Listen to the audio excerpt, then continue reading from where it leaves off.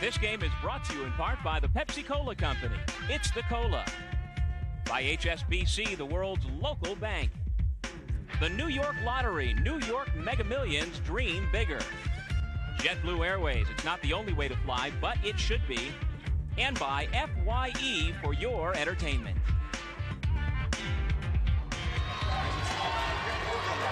Back inside the now darkened Pepsi Arena as the Purple Eagles of Niagara and the Gales of Iona are just about set to tip off. Let's take a look at today's starting lineup brought to you by I Love New York. Show your love for New York State. And Anthony Bruin made the all-rookie team. Greg Jenkins also an all-league star. Marvin McCullough, Steve Burt, and Ricky Soliver, the starting five for the Gales. Coming off a very good performance last night. His 19 points, one of the big reasons why Gales are playing Niagara here tonight. Meanwhile, Juan Mendez, James Reeves, David Brooks, Alvin Cruz, Tramel Darden, you can pencil that one in your sleep. Absolutely. 4 of the 5 starters were selected to all MAAC teams. The only guy not on it is a guy that should have been on one of the teams, Alvin Cruz, their point guard who leads the MAAC in assists. It started every game for their head coach, whose name is Joe Mihalik. That's him on the right.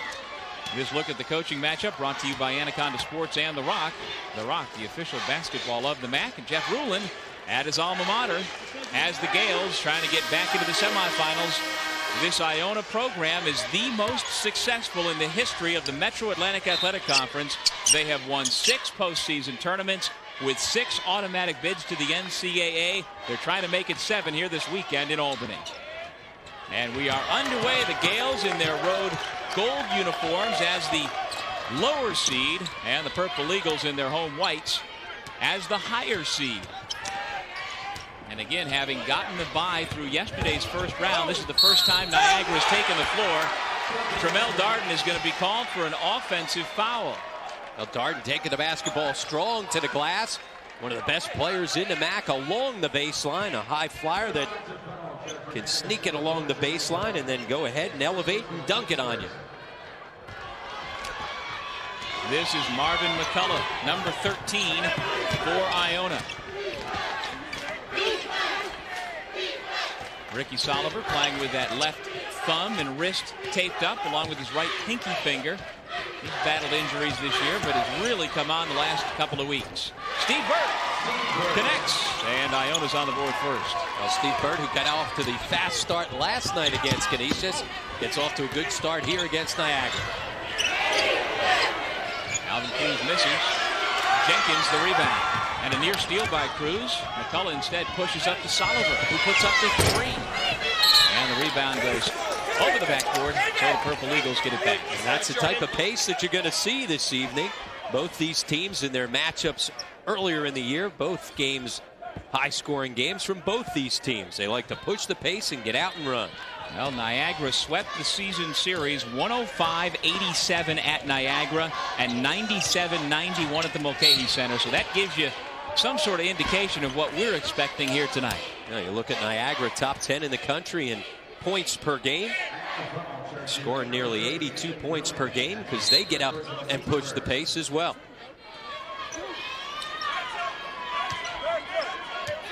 Alvin Cruz led the conference in assists per game. It's 6.1 per. Trying for his first. Can't get it because Brooks misfires. Iona's going to go zone like they did that possession. You got to make sure that you find Brooks, one of the better three-point shooters in the MAAC. And you know what? In the 2 regular season matchups between these two teams, as Jenkins misses, Anthony Bruin fights for it, gets it blocked. Mendez. That's what I was getting at. Mendez was an absolute monster in those 2 games. Cruz goes flying as Darden gets fouled on his way to the basket. But Juan Mendez, as you take a look at Darden, scored 60 points in the 2 games. He averaged 30 points and 11 rebounds as Niagara took 2 from Iona. Now, one of the best post players in the MAAC, gets so much done inside. Top 5 in the league in scoring, rebounding, block shots, and field goal percentage. Certainly can make an argument that he is the best post player in the MAAC. And it's no wonder that he was named to the All-MAAC first team. Tramel Darden gets his first point. He's a member of the second team. He was on the preseason second team and lived up to the hype. And I thought he was going to get selected to the first team, especially the way he finished the season. Coming on strong down the stretch, was player of the week 3 times, but found himself on the second team. And I think you touched upon it a few minutes ago, Rob, but again, it's amazing that 4 of the 5 starters for Niagara were honored by the league in either the first, second, or third team, and the only one that didn't make it was the guy who, oh, by the way, led the league in assists and assist-to-turnover ratio, Alvin Cruz. Well, I've been saying for 2 years they got the best starting 5, and certainly postseason awards show that. Cruz picked up the dribble. 2-1.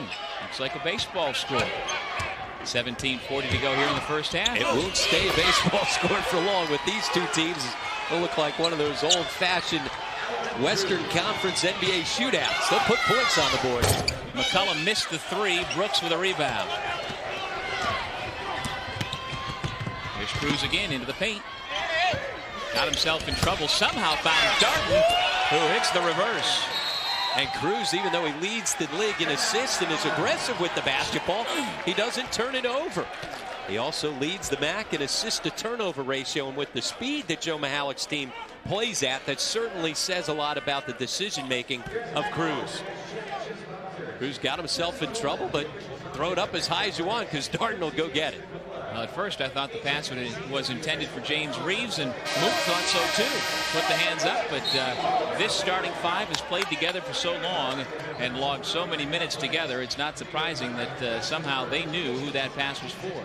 Jeff Rulin unhappy with his team start at 1 for 6, takes the quick timeout before we even get to the first media timeout. Now we've got some coaches in the league who are very concerned about colors of tie, superstition, clearly, and Joe Mihalik actually is one of the more superstitious guys you'll ever meet. On the flip side, Jeff Rulin coming into the game against the Purple Eagles with a purple shirt and tie. Steve Burke with the 3. He has all 5 Iona points.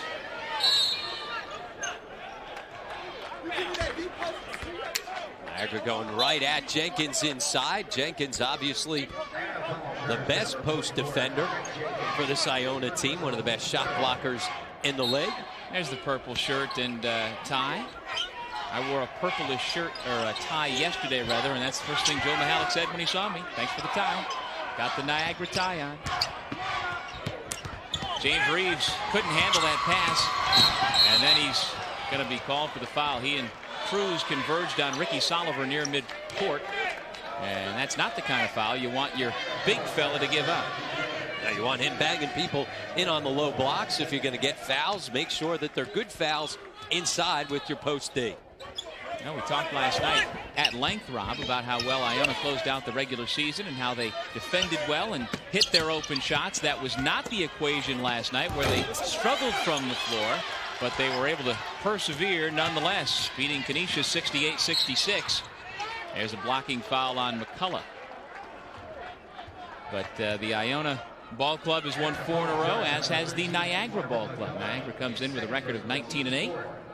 They're the number 2 seed, while Iona is 11-17 and the number 7 seed. Tariq Atkins in for McCullough.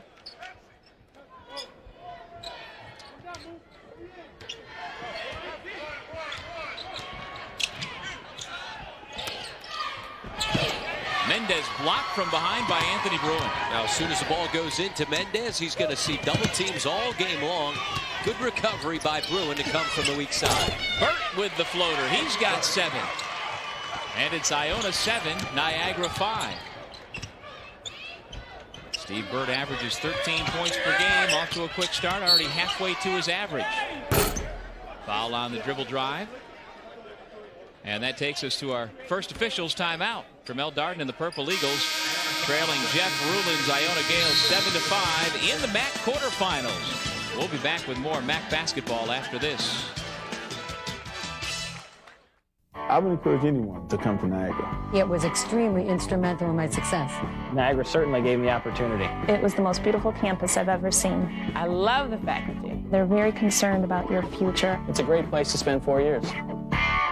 I love Niagara. They definitely took care of me. I came and I had my audition. I know they saw something in me. They wanted to, mold it, craft it. As much as you want to succeed, they want you to succeed. You never stop learning. Love it. Iona 7, Niagara 5. And as we saw in last night's first round, Steve Burt off to a quick start both yesterday and today. But after that quick start last night, he got knocked around by Canisius. But he persevered, wound up with a terrific stat line of 14 points in his 33 minutes and helped Iona advance to the quarterfinals. And so here in round number 2, off to a quick start, he's got all 7 Iona points. A perfect 3 for 3. So first couple minutes of the game have been very good for Stevie Burt here in their 2 games. And again, he averages 13 points per game. Greg Jenkins 12 per game. And Ricky Soliver has his scoring average up to 10 per game. And Soliver was the hottest hand last night for Iona. He scored 19 points in their win over Canisius. Last night, Iona wore the home uniform to be in the higher seed. They wore their whites against the golds of Canisius, but Iona's got the golds out here tonight as the lower seed. I was flipping channels late last night and went by Classic Sports and saw some NBA archives. They were showing some of the best slam dunks of 1980, or in the 1980s. They didn't show Jeff Ruland slam dunking. They showed him being slam dunked on. Oh, you're getting after him, huh? Well, he just happened to be one of many guys posterized. Back before the term posterized was not even a term. Soliver with his first field goal attempt. Reeves the rebound. And Reeves just carves out space inside, one of the best rebounders in the match. Well, in fact, he led the league this year at 9.5 boards per game. Waxman tipped the ball to Atkins, and Iona's got it. Here's Waxman. He's a walkman, not a Waxman there. Travels with the basketball. Well, Kirill came in last night and gave him good energy off the bench, especially on the backboards. Their team struggled from the foul line, didn't really shoot the ball that well from beyond the three-point line. As we see both teams getting off to a slow start, but since then heating up. Starting to find the range, although Darden misfires and Soliver dribbles up. Waxman doesn't get the roll. Anthony Bruin, who had 10 rebounds last night, picks one up there in his first 2 points. And that's basically become his role here now. We talk about how Iona's chemistry is so much better. Joe Mihalik made a good point talking to him today. He said, besides the chemistry, guys have really stepped up and accepted their roles. For Bruin, that role is defending inside, challenging shots, and getting after it on the offensive glass. They don't get him a whole lot of touches in their half court, but he goes and finds shots off the offensive board. Well, Anthony started the last 11 games of the regular season and make good on it, earning a spot on the All-MAAC rookie team. And that foul that sent Bruin to the line was on James Reeves, who has 2. And we've seen this especially in tournament play the last couple of years without any sort of bench, although the bench is a little better this year for the Purple Eagles. If any one of these guys gets in foul trouble, it becomes a tough night for Joe Mihalik. Well, absolutely. They don't have the depth, and obviously they've got the best starting 5, but they don't get a whole lot off their bench. They average less than 10 per game. Alvin Cruz, as Niagara just kept attacking, and, James Reeves came flying in from nowhere to keep that third tip alive, and that's with the 2 fouls. Yeah, playing aggressive despite those 2 fouls. Got to be careful, though. You can't get an over-the-back call to send yourself to the bench this early here in the first half. Iona with a 2-point lead. Bruin found himself in no man's land and dragged his pivot foot.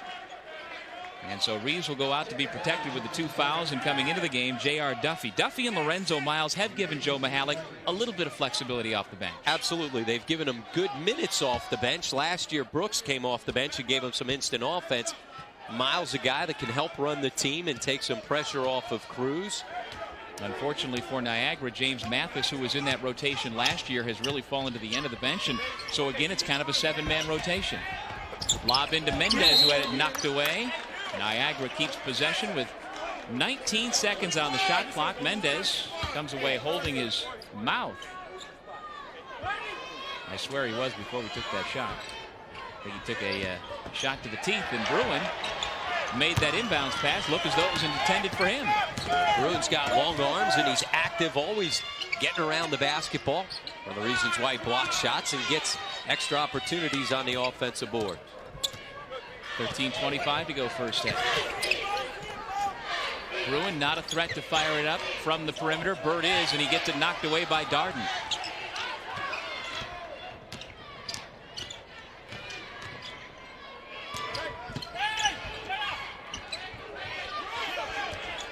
Now Cruz will take it back out, and they'll reset.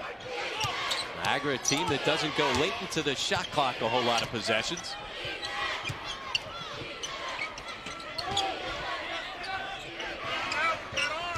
Here's Darden. Leans in, tries to draw the contact. Instead, gets it blocked by Burt. Taken away by Brooks. A bad outlet pass there by Bruin. Didn't see Brooks, just threw it right to him. It's an assist the wrong way. Brooks with his first 2. He averages 13.5 points per game. And as we mentioned, made the all-third team. Soliver with the pull-up. Brooks the rebound. Tied at 9.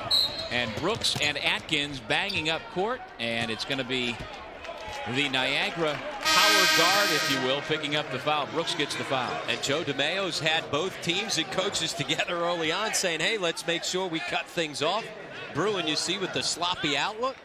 Brooks right there for the easy 2. And Brooks got tagged coming back up as he and Atkins collided out at midcourt. And seriously, that pass from Bruin to Brooks looked almost like the inbound that Brooks threw to Bruin, as though they're teammates. Just trying to help each other out. Non-aggression back. A little synergy the wrong way. There's a lob to Jenkins, who slipped going down, then gets blocked by Mendez. That was kind of a disjointed set. Atkins takes it away. Mendez takes it away. It goes off of Jenkins' legs out of bounds. And it'll be Niagara ball as things are getting ugly. Mendez able to come up with a flat-footed block. Once again, bad outlook pass, but good solid defense by Mendez, just holding his ground, never left his feet, but kept his hands straight up.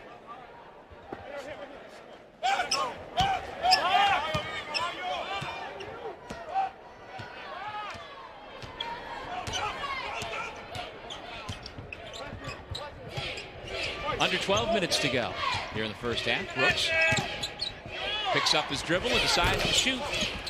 Gets it right back. Oh, blocked by Waxman. Here come the Gales trying to run.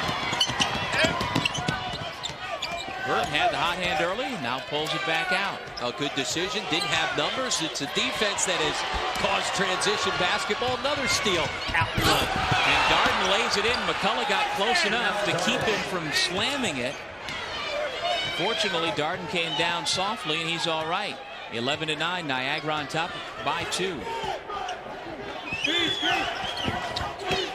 Waxman off to Jenkins. Rather than just going straight up with it, he leaned in and made it a tougher shot. Mendez stood his ground, and the Purple Eagles will get it back. Tramel Darden's defense turning into offense and giving the Purple Eagles a 2-point lead as we head to break. He's a high riser from Las Vegas, wasn't able to throw it down, but he was able to convert on the MAAC television network. I know most of you just graduated high school last year, or maybe you've been working for a while, seen some things, done some things, but nothing has prepared you for what's going to happen now. We're going to set goals for each of you, way up here, way up here, and then we're going to help you exceed them, believe it. And when finished, you're going to have not just a degree, you'll be a different person, a better person. Welcome to Iona. Aspire, achieve. Iona. Call Iona College at 1-800-231-IONA. Here's the Broadway Marketing mind-bending trivia question for game number 2. 3 MAAC teams have won in postseason NCAA action. Can you name those teams? And Rob Kennedy, that's an easy one for me. I can get that one. I wrote them down just to prove it to you, so when we come back with the answer. Broadway Marketing, mind-bending branded solutions. We will have that answer for you in a couple of minutes. Joe Mihalik's Purple Eagles trying to add their name to that list sometime in the near future. One of those teams got their second win in the NCAA tournament just 2 years ago. Iona and Niagara in the second of our 3 quarterfinals here at the Pepsi Arena. Along with Rob Kennedy, this is Doug Sherman. So glad you could join us here for this weekend of basketball. David Brooks showing signs of coming out of a late season funk. We saw him in the regular season finale struggle against Canisius.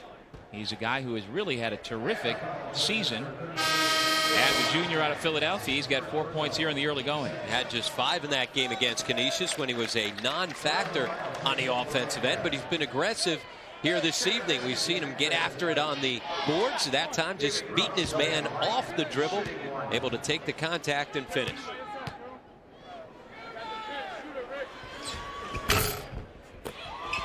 Jenkins the rebound.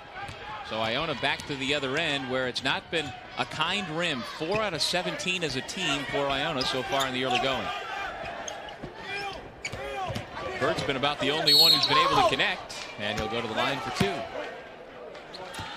Matter of fact, Bert 3 for 3 from the floor. That's the first time he's put it up and the ball hasn't gone through, but there was good reason because he had somebody hanging on him. Still not a miss on the stat sheet as he's able to get himself to the line. The natural left, he got the quick step, able to beat his man to his strong hand.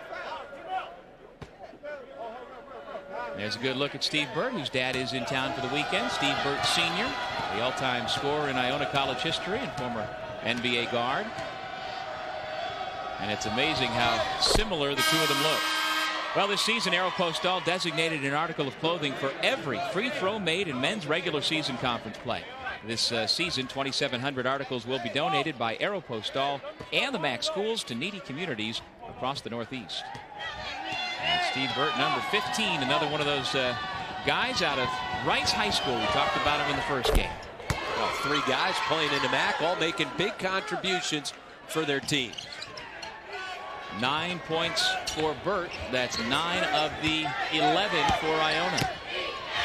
The only other 2 coming from Anthony Bruin on a putback. Niagara handles the pressure, now resets with the ball in Cruz's hands. Excuse me, Miles' hands as Cruz is getting a break. Lorenzo Miles and J.R. Duffy, their 2 primary reserves on the floor for Niagara. Miles runs into traffic. Jenkins just stood his ground, and here comes Soliver, but the pass way off the mark, and Ricky almost takes out the Purple Eagle on his way into the corner. Missed opportunity for Iona out in transition. Good idea by Stevie Burt to put it ahead to Soliver, who was out ahead of the pack. He just couldn't put the basketball on the spot. And James Reeves will come back in and play with 2 fouls for Niagara. Duffy goes out. And he's been playing aggressively with those 2 fouls, so it has not bothered him so far. Got those 2 fouls early on. Well, so far, nearly midway through the first half, we have not gotten what we expected. These 2 teams averaged about 90 points each in the first 2 regular season matchups. They're on pace to be in the 40s. Darden will go to the line after the foul by Jenkins, who says he just held his ground. They say no shot, so it'll be out of bounds now. Now signaling for 2. The official inadvertently said count the basket, and so they had to wave that off because the ball didn't go through. Darden will shoot 2.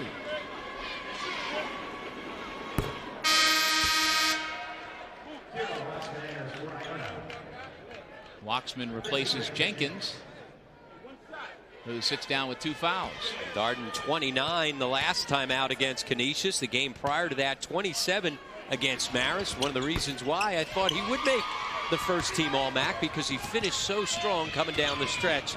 Season average of nearly 18. Here's Anthony Bruin working on Reeves, trying to get that 3rd foul. Instead, he gets a basket on the goaltend. Mendez got it on the way down, but a smart move by Iona to go right at James Reeves. And for Bruin, that's now 4 points. Here's the full court pressure.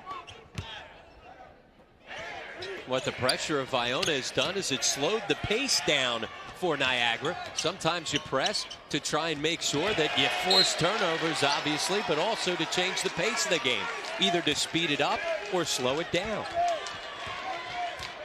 As a look at James Reeves, senior power forward out of Rochester.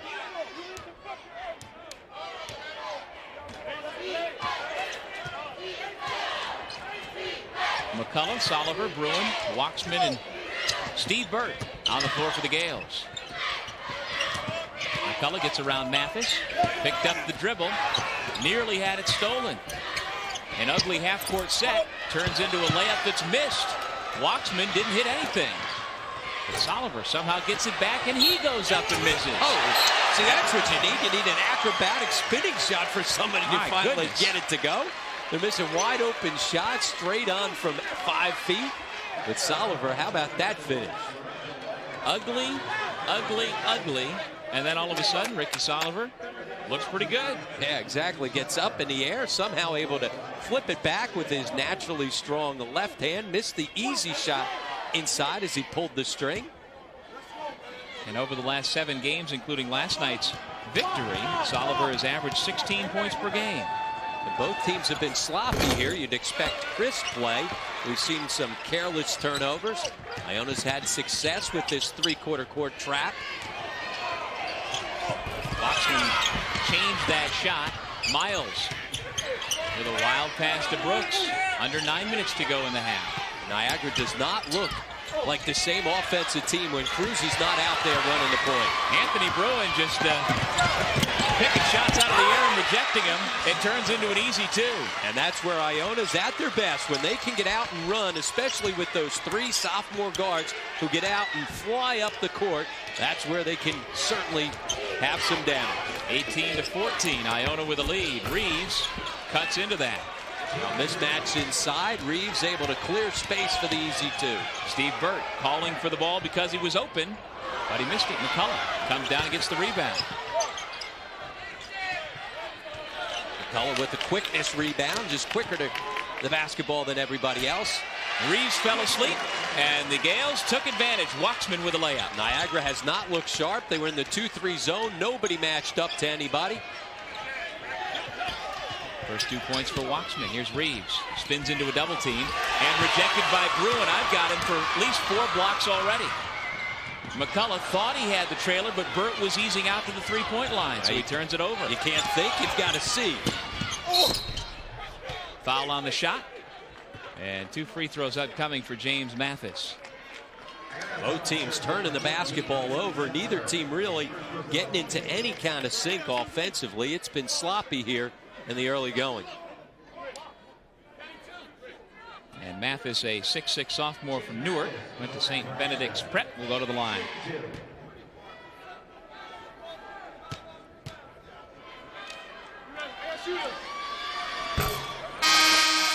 A big day in college basketball, and one of the big stories in college basketball, the Stanford Cardinal, after their dramatic win against Washington State, and that swing up there as Washington keeps their faint NCAA hopes alive. They firmly go on the bubble with the first loss for the Stanford Cardinal, and so St. Joseph's will head into the Atlantic 10 tournament as the #1 ranked team in the country. Only 1 undefeated left. We've got a timeout. 7:42 to go in the half. Iona by 3 on the MAAC television network.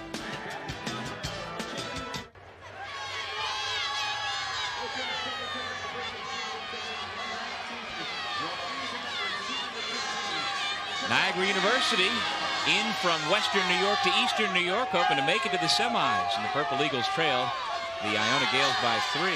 Now here's the Broadway Marketing mind-bending trivia question and answers. 3 MAAC teams have won an NCAA tournament game. Who are they? Siena, Manhattan, and LaSalle. I was wrong. I had Iona in there winning one. You're right, LaSalle. Oh, how about that? I wrote it down, and now I can't even say that I had it right. I had the Gales winning a game at some point. They've certainly knocked off their share of Big East teams in regular season play, and they put a scare in every one of their NCAA tournament appearances. Iona goes right down to the wire, but the last time they won a game was prior to being in the MAAC when they were out of the ECAC Metro. There's Soliver with the putback. You're right. Memory serves me right. I think they beat Holy Cross in their last NCAA win. I'm deferring to you because that's the second time this season I thought I remembered an NCAA tournament game and shown my age. Broadway Marketing, mind-bending, branded solutions. See, it was a little more mind-bending than you thought it was. I didn't give him enough credit. I'm bent, I guess.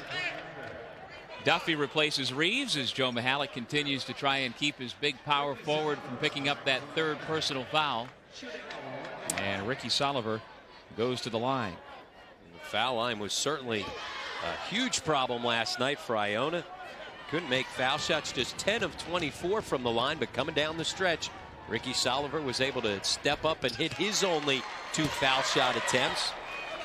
And so far here tonight, Jeff Ruland's club is taking care of business at the line. They're 4 out of 5, including Soliver now 2 for 2.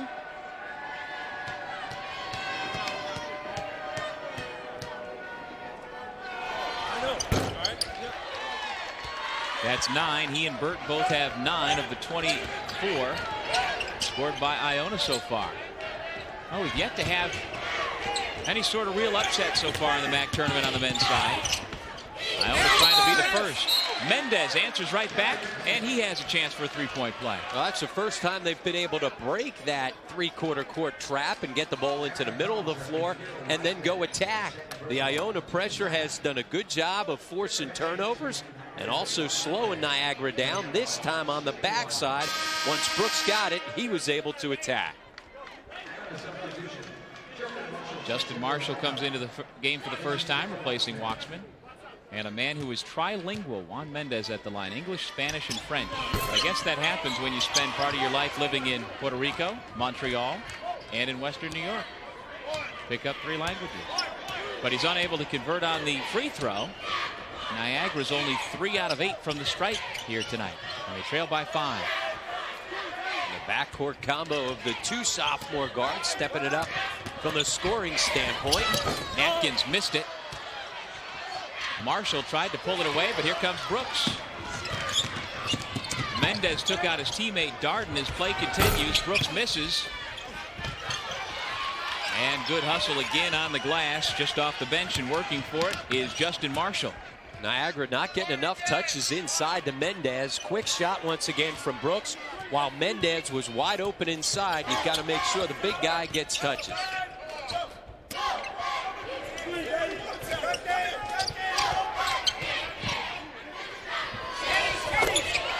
Soliver for 3. And look at this lineup on the floor for Iona. All freshmen and sophomores. And they're doing the job. And it's their young guys that have had the life coming down. Nobody steps up and marks them defensively. So Duffy able to step out and knock down the 3. Just his 5th 3-point shot on the season. But no attempt, I guarantee you, was more wide open than that. And there's Jeff Ruland saying, Tariq Atkins, you must defend, in so many words. Yeah, exactly. And with the young team, you have to sometimes take a timeout to make sure you get a teaching point across.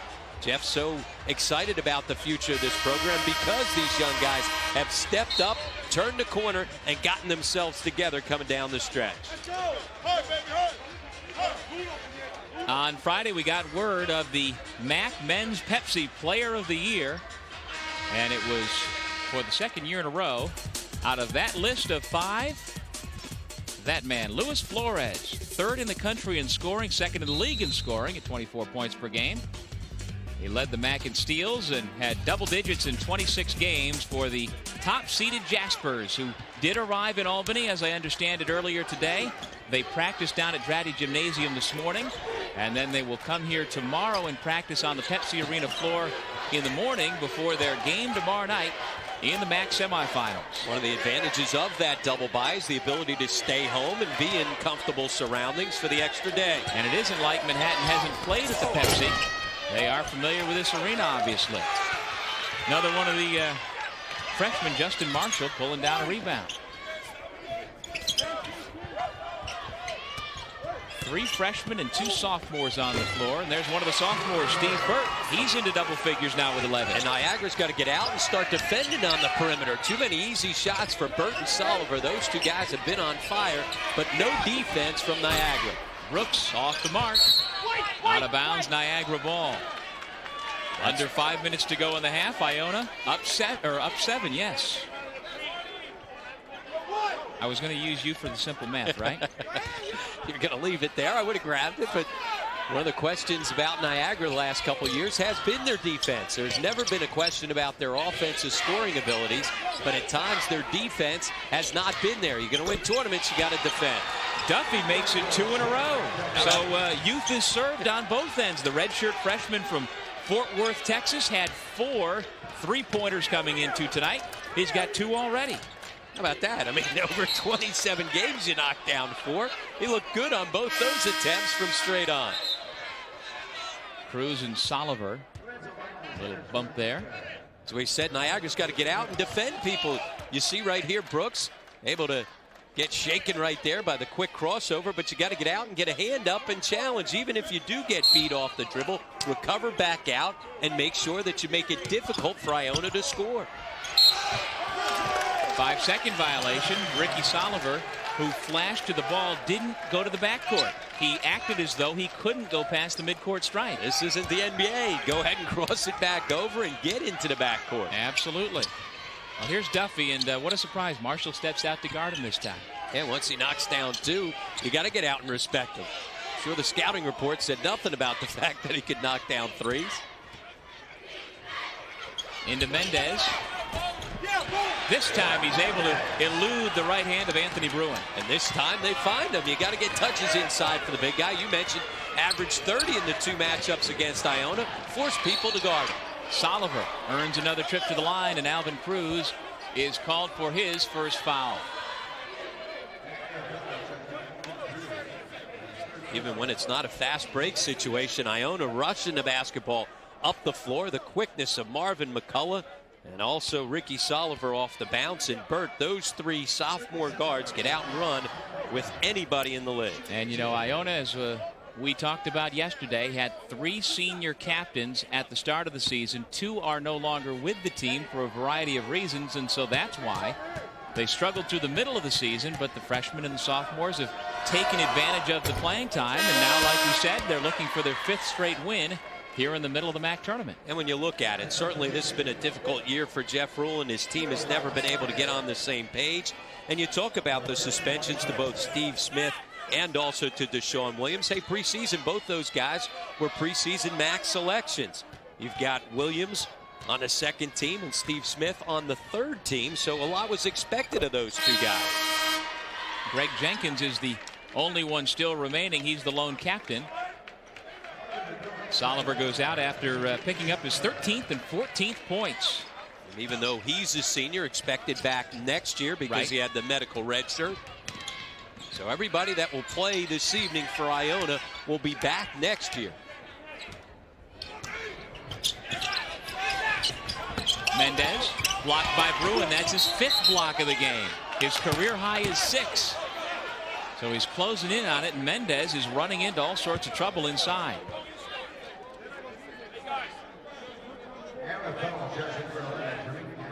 Atkins picks up the foul, his first and the 10th against Iona. A good weak side help once again. You see all the gold jerseys around Mendez. They're going to force the help and double team on the big guy inside. It's going to free up opportunities for others on the perimeter.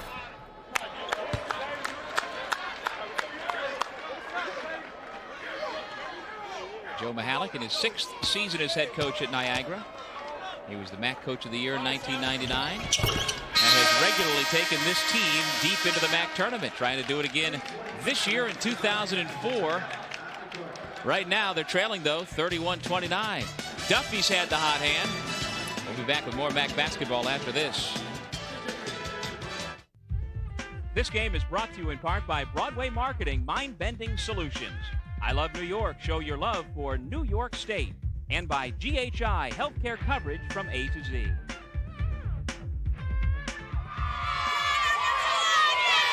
Ricky Soliver with 14 points. He's 5 for 5 from the line, and he's putting together strong credentials for all tournament honors. Last night, you take a look at him wearing the white uniforms, getting inside, running the break, doing the same thing here so far tonight. Now creating offense with his defense, getting out, getting hands in the lane. Doing the same thing here. A steal in transition, misses it. An offensive rebound. Offensive rebounding so big last night in their win, and then he steps it back and knocks down a 3. Ricky Soliver, after 19 points in the first round win over Canisius, backing it up with 14 so far here in the first half. And last night against Canisius, he had 9 rebounds to go along with those 19 points. And so far here tonight, 5 rebounds, 3 steals, 2 assists, along with the 14 points. He said it last night. He's a stat stuffer, getting a little bit of everything. And offensive boards last night bailed Iona out. 26 offensive boards. That's the type of energy and activity that Jeff Rulin loves to see in his team.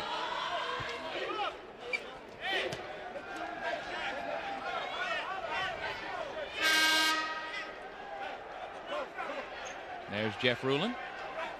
Earlier this season, he passed Jim Valvano on to the third place all-time in Iona College coaching victories. That was back on February 24th. That was his old coach. Jim Valvano is the reason why he chose to attend Iona after being one of the highest recruited high school players out of Long Island. And as Rulin says, yes, I am the guy who picked the Mulcahy Center over Rupp Arena. That's right. Recruited by Kentucky and everybody else in the country. As you take a look at Atkins's numbers, Rulin, a high school All-American who certainly was the marquee recruit that put Iona on the map. No doubt about that. Atkins with a pair. Back to a 4-point Iona lead. Soliver and Burt have combined for 25 of the 33 Iona points. Well, it's been a quiet start to the night for every single one of the All-Stars from Niagara. And right there, Cruz has it knocked out of bounds. He's fortunate to keep possession, but Cruz has only 4. Tremel Darden 6. James Reeves 2. Juan Mendez 4. James Mathis 3. Meanwhile, he's filling up the stat sheet. And a few turnovers you'll see from Cruz. They thought Miles was cutting to the basket. Instead, Miles was flaring out to the corner. Now Soliver comes back in. Didn't want to stay out too long. Keep that left hand hot. McCullough smiling on the bench.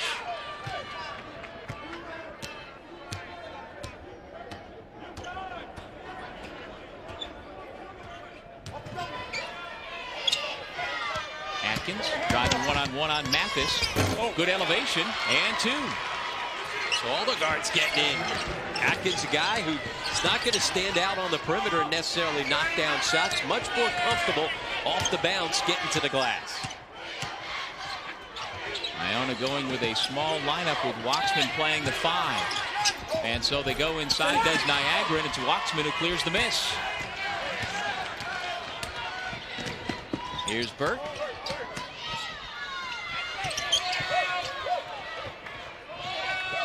Anthony Bruin has it knocked away. Burt able to get it. Miles nearly came up with the steal. A little better defensive intensity, though, lately from Niagara on the perimeter. Shot clock down to 12. Haven't had to keep track of that much in this game. Atkins wills his way to the basket and gets the roll. Now, same thing, just beating people off the bounce, getting into the lane. You know, some guys have a knack for finishing once they get in there. That's Atkins's game. The lead is back up to 8. The Gales looking to upset the number 2 seeds from Niagara. Duffy, can he make it 3 for 3? I guess not. Although from the angle we're sitting I tell you what, that looked good. Huh? I guess that was an air ball. Just got all net. He got it to go. Duffy has been getting open looks because Bruin is sagging in to try and double team inside against Mendez. And so far that's worked. Bruin officially has 4 block shots, and those all coming on the help down on Mendez. Once again, Waxman giving him good production off the bench. Had a big game last night when he put up good numbers, 10 points and 8 rebounds. Doing it with the defense tonight. Mathis missed. Here comes Steve Burt. It's a 3-on-3. Burt keeps it himself. Went to his dominant hand, missed it. Waxman missed the tip. And Duffy continues to be active for the Purple Eagles. Miles. Mathis puts it in, and Ricky Soliver goes flying away after taking a shot to the face. And we've got a timeout called by Niagara as Soliver composes himself over behind the basket. And we saw Soliver yesterday get banged up. He missed several games this year with an ankle injury. We see the tape on both of his hands, and you know, he's 6'3", only 170 pounds. It doesn't take a lot to get knocked around against bigger college basketball players. Especially Mathis with his size. Mathis, a forgotten man coming down the stretch of the season for Niagara, stepping in, giving him good minutes here in the first half. We're at the Pepsi Arena in Albany, the capital of New York State, for this MAAC tournament. Doug Sherman, Rob Kennedy here for the second of our 3 quarterfinals. Again, only 3 quarterfinals because Manhattan is the top seed. Gets the double bye right to the semis. And here's another look at our 2004 New York Lottery Scholar Athlete Award winner, Toby Foster from Canisius College, a phys ed major with a 3.77 GPA.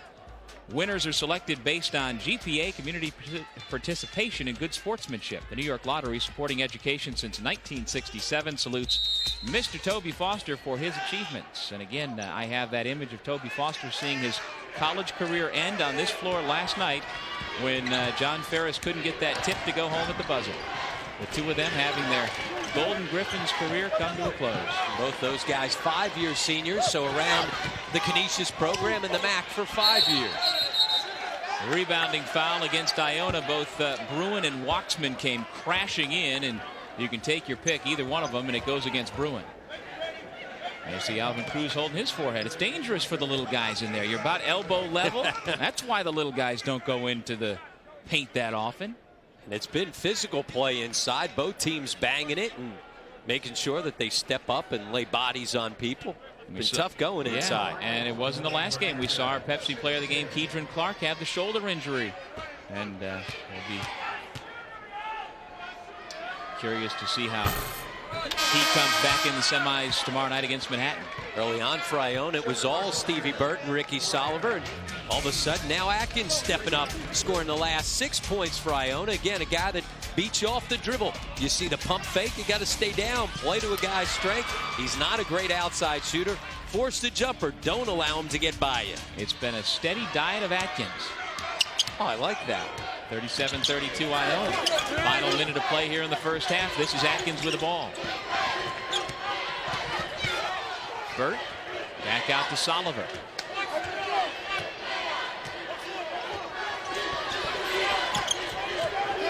Soliver decides to pull the trigger. That ball was halfway down and came out. Shot clock off, 22 left in the half. Mathis, he'll shoot two. Ricky Soliver picks up the personal foul. That's his second. See Mathis, the frustration on his face. He thought he had an opportunity to take the foul and the basket. Instead, it doesn't fall. Cruz once again pushing the pace. Every time he's got the basketball in his hands, he loves to just get out and run.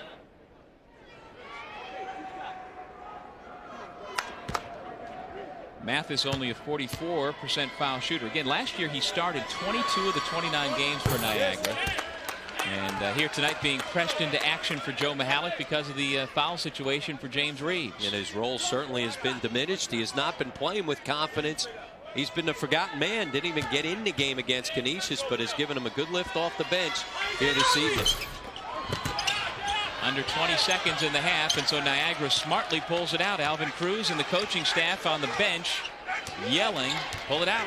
So they do, and here with 10 seconds to go in the half, the Purple Eagles down 4 with one final shot. Duffy. And it blocked, and that'll do it for the first half. Both these teams came in riding 4-game winning streaks. Who will make it 5 in a row? If it's up to Ricky Soliver, it'll be Iona. They go to the locker room with a 37-33 lead. We'll take a break. We've got lots for you coming up at halftime. This is game number 2 of our MAAC quarterfinals here at the Pepsi Arena in Albany. We'll be back with more MAAC basketball after this. Introducing Gray Line New York Sightseeing's Showbiz Insiders Tour. This is the only way you'll be able to experience all the behind-the-scenes magic riding inside a luxurious deluxe motor coach to the New Amsterdam Theater, home of Disney's The Lion King. Meet a Broadway actor for an intimate performance at Gray Line's private theater, the Radio City Stage Door Tour for a picture with a Rockette, the NBC Studio Tour with Jay Leno and Saturday Night Live, lunch at Planet Hollywood in the heart of Times Square, and much, much more. Exclusively for MAAC family and friends, Gray Line has special hotel packages, which include the Hop-On, Hop-Off double-decker bus all loops tour. Please call 1-800-669-0051 or visit us at NewYorkSightseeing.com for all the excitement today. This game is brought to you in part by Coach USA and Gray Line, the best way to see New York City. By I Love New York, show your love for New York State. And by GHI, healthcare coverage from A to Z. Iona holding on to a 4-point lead as we're getting close to the start of the second half. And Anthony Bruin has put together a terrific second half of his freshman season. He told me yesterday he was surprised to have made the MAAC All-Rookie team, especially when he was behind Steve Smith for so much of the season. Didn't put in enough time to win Rookie of the Year, but the man who seized the opportunity and won that award, Shane Nichols, our HSBC Men's Rookie of the Year. HSBC, the world's local bank. We saw Nichols in our last game, winning in overtime. He had that stretch early in the game, knocking down 4 straight shots, including 3 threes. Got the Peacocks off to a good start. Talk about good starts, Bert, with the first 7 points for Iona, and certainly those two guys have stepped up. But you see the starters for Niagara. They have not gotten going. Reeves with just 2 points in the first half. Juan Mendez, who averages over 20 a game with just 4. They've got to figure out a way to get both those post guys involved in the half-court offense. And they're making liars out of us. We thought at the start it was going to be up in the 80s, 90s, and maybe triple digits. And even though typically in the postseason, games are played a little more close to the vest, a little more defense, we still didn't expect it to be, relatively speaking, this ugly with all the turnovers and poor shooting and only 37-33 at the intermission. Once again, when Niagara goes zone, Iona's able to get the basketball into the gut of that zone defense. Bruin with the score inside.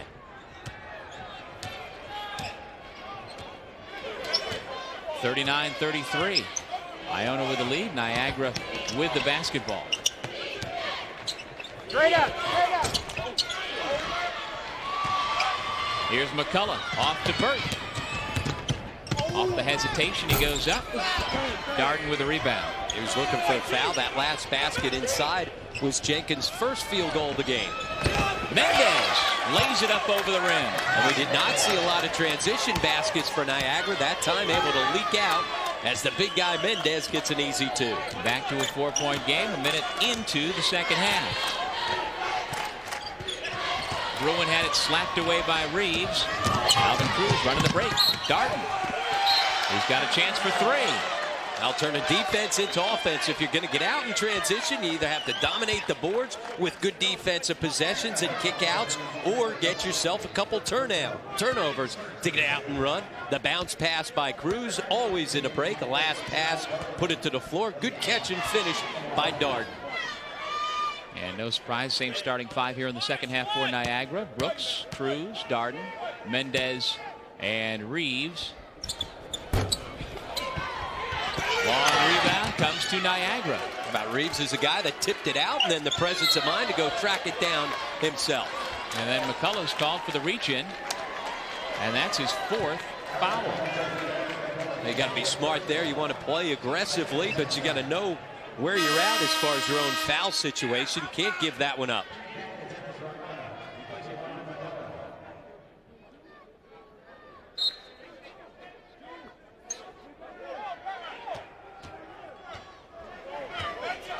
So a substitution for Iona, which actually in the first half worked out just fine. Tariq Atkins is off the bench, and he played extremely well in that first half.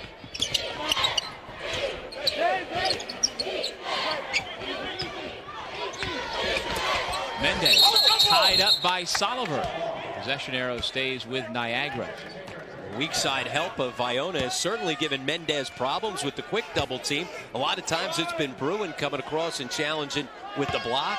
That time, Soliver able to get his hands on it to force a tie-up. Keep in mind the shot clock at 15 seconds.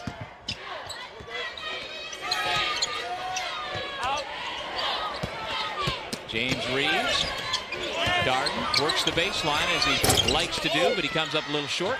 Steve Burt with a rebound and the quick dribble in traffic to clear himself of the Niagara pressure.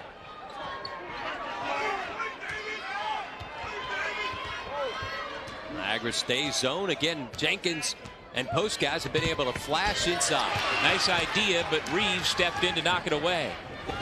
Cruz with the runner. Able to avoid Soliver, who's trying to set up to take the charge. Quick start here in the second half for Niagara, forces Jeff Rulin to take the timeout. And I wouldn't be surprised if Coach Rulin goes to Kira Waxman before long. He's their energy guy off the bench. Yeah, and he gave him a good production there in that first half. Even though he only scored 2 points and grabbed 2 rebounds, he certainly gave him presence and changed the tempo. Right now, the tempo is changing to Niagara's favor. able to get out and run in transition. Nice feed by Brooks, and Cruz able to slide by Soliver, avoid the contact, get the finish. And it's tied at 39 apiece. HSBC is proud to sponsor the HSBC Family Section. HSBC salutes the MAAC and tonight's families in attendance for the triple header. Now, is that kid on the left the one who was wearing the Tar Heels hat last night? Yeah, those guys are in. I'm telling you, somebody in our crew. That's somebody's family. That's why they keep getting in the family section. That's their 4th appearance. Maybe they work for HSBC. There Who you knows? go. HSBC, the world's local bank. Getting plenty of airtime. 39 apiece. Niagara getting out to the quick start, shooting the basketball here in the second half. 3 of 5 from the floor. Iona just 1 of 2 field goals because they turned the basketball over. Well, Niagara reached the MAAC title game in 2002 when it was played here at the Pepsi Arena, only to lose to Siena in the title game. They've reached the finals twice, also back in '93. There's JJ Jumper. Gotta love that dude, huh? Looks like a overgrown Muppet. Or Mutant Ninja Turtle or something like that. He had hair similar to that youngster we saw in the first game. The orange hair sticking straight up. Soliver, Burt, Atkins, Bruin, and Jenkins out there for the Gales in their gold uniforms. There's been the soft spot in the zone right in the middle of that defense. Again, Bruin able to finish with his left. Bruin's got a half dozen points, and he gives Iona the lead back at 41-39. In time, teams will be able to figure out that even though Bruin's a right-hander, that he loves to turn to his left. Right now, you're used to playing him on the right side, and he takes advantage. Darden right to the rim. Another chance for a three-point play for Tremel Darden. Ooh, talk about an athletic player, explosive in the lane. We saw another number 4 wearing white in our last game, Jamie Sowers. How about Darden going over top of everybody, taking the finish? The Niagara bench encouraging Darden, who is into double figures now with 10.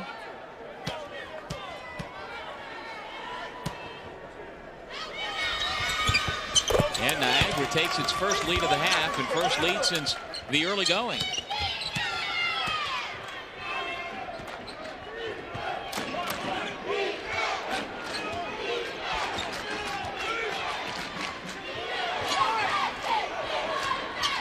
Bird had the hot hand early for Iona. He's got 11. Soliver also with 14 points. We'll see how McCullough on the bench, how it affects their ability to run offense. Doesn't affect Ricky Soliver's ability to knock down a tough shot.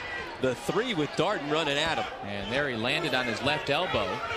And again, like you say, a very tough shot with Darden in his face, and he knocked it down without a problem. Mendez with the two-handed flush. Well, it just simply ran Jenkins up the line in the post and then dove right back down into the low post for the easy dunk. That's 8 now for Mendez as the Niagara starters are beginning to assert themselves a little bit more here in the second half. Bruin into the paint. Jenkins hits the turnaround. Again, they've got to figure out a way out of the zone defense to make sure that they keep the basketball out of the gut of the zone. Mendez fouled by Jenkins. So again, Joe Mihalik saying, get it into Mendez. He is our bread and butter. Absolutely, and a guy who has been able to dominate Iona in their first 2 games. Didn't get enough touches or shot attempts in the first half. Here in the second, he's been posting up, sealing, and getting Jenkins on his back. In the first half for Mendez, just 5 field goal attempts, not enough touches for their all-conference play. The young man who helped Team Canada to win the 2003 Pan Am Games knocks down the first. We talked about this year what a tremendous free throw shooter Mendez is, 5th in the league, and it's rare that you have a post player as your best foul shooter. He's the designated foul shooter when there's a technical. And he gets the shooter's roll. Somebody touched it.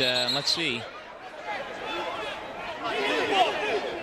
Waxman's pointing at Reeves, and Reeves is pointing at Waxman, who touched the ball. There was a whistle, and I think they're going to let the basket go.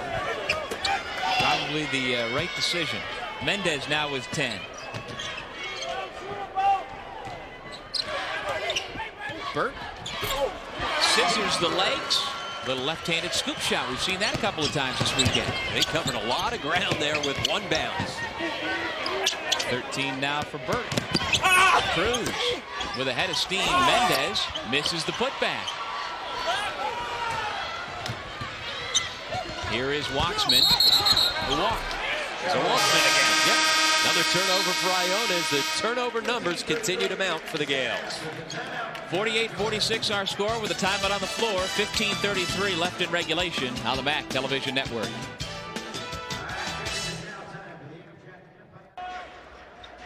Here's a look at the upcoming MAAC telecast brought to you by JetBlue Airways. It's not the only way to fly, but it should be. And coming up next, the 6th-seeded Siena Saints will take on the 3rd-seeded Fairfield Stags. They split their regular season games. Fairfield laying a whooping on the Saints in Bridgeport, and then the Saints return the favor in the final week of the regular season right here at the Pepsi Arena.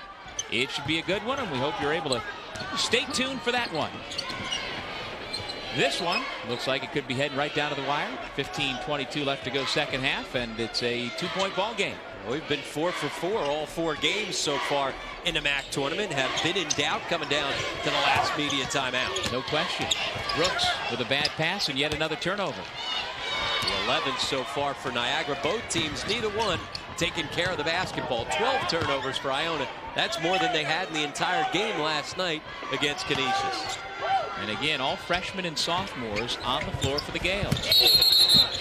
A traveling violation called against Burt. Good defense by Cruz to force him out of his comfort zone. Talking to Jeff Rulin this afternoon, he said, hey, when we don't turn the basketball over, we win games. It's a telling stat for Iona. Right now, it's telling you that they've turned it over way too much. 13, a very unlucky number right now for Iona. Going to take care of the ball. And remember, you've got Marvin McCullough on the bench with the 4 fouls. Their steady point guard for the Gales. Reeves got Bruin in the air. Bruin got a piece of it on the way up and winds up grabbing the loose ball. Yeah, he's challenging every shot, and great timing by Bruin. Well, his daddy had great legs. Tony Bruin could jump to the rafters at the Carrier Dome when he played for the Syracuse Orangemen, and his son has those genes, and he's 3 inches taller. Reeves is going to pick up the foul. That's number 3 on James Reeves. His teammates showing confidence in the young freshman inside. And seeing it on the defensive end. Again, challenging with those long arms, but on the offensive end, able to post it up. Well, the combination of Jenkins and Bruin are quite a brick wall when it comes to the basket. They pick up block shots as if they're going out of style.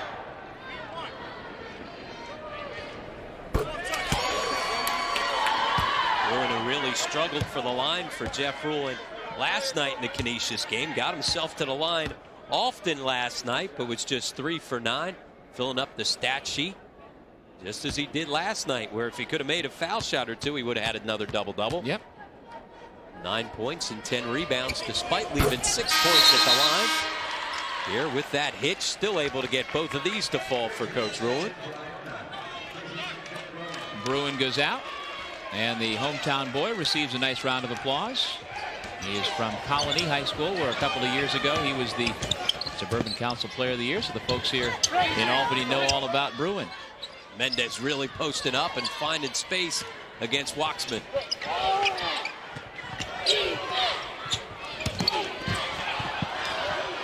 That's a 2-point shot. James Reeves buries it. Reeves hasn't been able to find space to maneuver inside, so he has to step it out to the perimeter.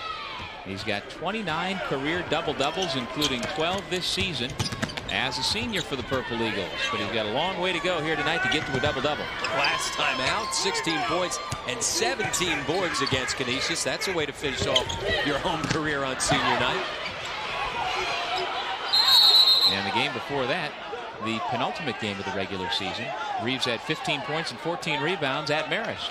Out of the scrum, Jeff Rulin can't believe it, but Niagara able to take the timeout prior to the jump ball situation. 13:26 left in regulation. Timeout by the Purple Eagles. They trail by 2, and it's been Iona holding the advantage, however slight it may be, for most of this evening. They led by 4 at halftime, 37-33. And we've been talking about Anthony Bruin stopping Juan Mendez in the first half and picking up block shots. And again, he's 8th in the league in blocks, having played relatively few minutes. You can see why here. Well, he comes from the weak side. His quickness to be able to close in on the double team. Once again, every time Mendez has the basketball inside, multiple jerseys around. Bruin coming from the weak side to swat things away. That time comes up with a block as he's defending Reeves. Bruin very active inside for Jeff Rulin, a guy who can play a little defense in the post himself. Absolutely, and that's by design, letting Bruin, who has the physical ability and that strong left hand, to come over and block right-handed shots. And that's so important. Guys that challenge with the opposite hand, with the left, are guys that block more shots. Darden lost it and then commits the foul. He and Atkins getting after each other. The officials right in to make sure that nothing develops out of that. Number 3 on Tremel Darden on the upswing there. Kind of an uppercut that didn't quite land, fortunately. But he picks up foul number 3.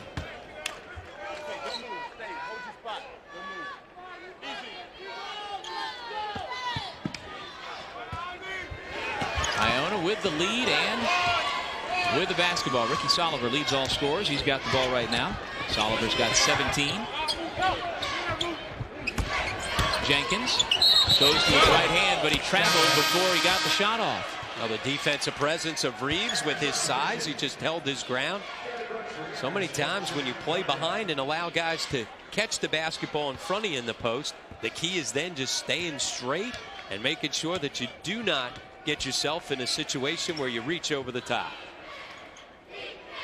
Mendez, high-low to Reeves. He missed it.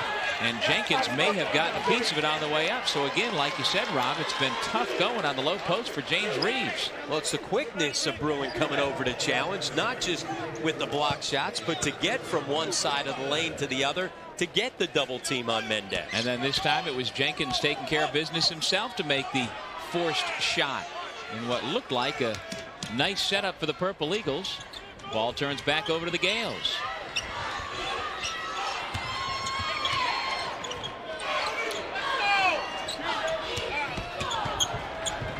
Jenkins this time doesn't travel, instead goes to the left hand and lays it in. Off the flex, just ducked right in after the screen came off him, made himself available. All 6 of his points have come here in the second half. And the Purple Eagles turn it over again. Joe Mihalik not happy with that decision. Cruz thought he had an alley-oop situation to throw the lob over top.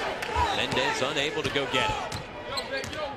It truly is amazing to see how far Iona has come this year. From all the turmoil they had, and for as poorly as they played in certain games in January and February, to play with as much confidence as they have now, to truly believe they can be the shocker upset team this weekend here at the tournament. Soliver has been the spearhead of that. 19 last night, 19 tonight.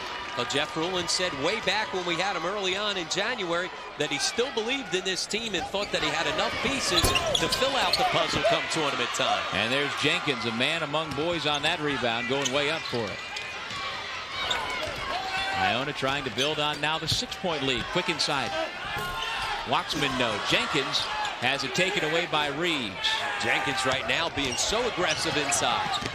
Alvin Cruz right around Soliver, but he missed the layup. Well, second time he's gone by Soliver and not converted. Here's Waxman, the trailer, from the foul line. Right now, everything going Iona's way. Joe Mihalik needs a timeout to stop this run. 56-48. Iona has opened up the 8-point lead. And you can see the confidence right now, Doug, growing for Iona. It's been a little bit of everybody. It's been a total team effort for Iona. Everybody getting involved. The starters, guys coming off the bench. Good effort for Jeff Rulin's team. Jenkins on the duck in, able to convert inside off the glass. Ricky Soliver with his 19 points, continuing his fine play here in the MAAC tournament. And then on the trail, Waxman able to catch and fire. And that basket stretched it out to the 8-point lead. Too big of a lead for Joe Mihalik, who takes the timeout to try and regroup his troops. So this combination, again, Marvin McCullough back in, but he's not really been involved. with his 4 personal fouls. He comes back in and plays now with 11:06 to go, but it's been Burt, Jenkins, Bruin, Waxman, and Soliver, and with Tariq Atkins. Can't forget him. Now Tariq Atkins with the good production off the bench. Jeff Rulin said, hey, our bench is a little shorter, but 8 is enough. And those 8 guys all have contributed here tonight. Brooks missed the layup. Mendez right back to the basket for 2. Now Mendez able to clean it up inside. Hey, you're struggling in the offensive end. Go get some extra opportunities with offensive rebounds. Here is McCullough being hounded by Miles. Burt watched by Brooks.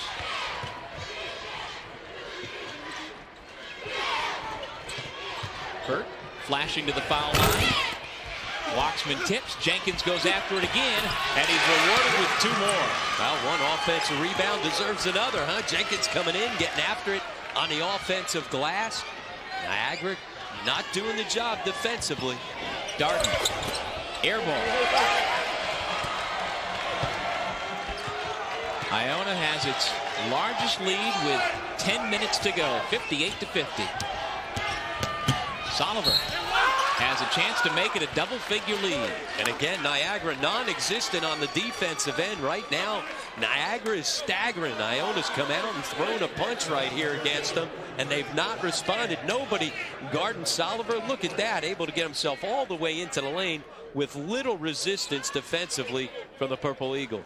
The parting of the Purple Sea. Yeah, I mean, everybody got out of his way. Yeah. Got to step up and make things difficult. Jeff Rulin's team right now playing with a ton of confidence. Soliver was on the MAAC All-Rookie team last year. Didn't win any awards this year, in large part, I think, because of the injuries. But if he's able to put together a healthy 30 straight games next year, look out. And those injuries kept those numbers down for him in the first 14 games, but since he's gotten himself healthy over the last 7, he's been a big factor and a big reason why Iona's playing their best basketball at the right time of the year. Soliver's got 21. Jenkins all 8 of his points in the second half as the Gales have opened up their largest lead of the game. It's double digits. We'll be back with more MAAC basketball right after this.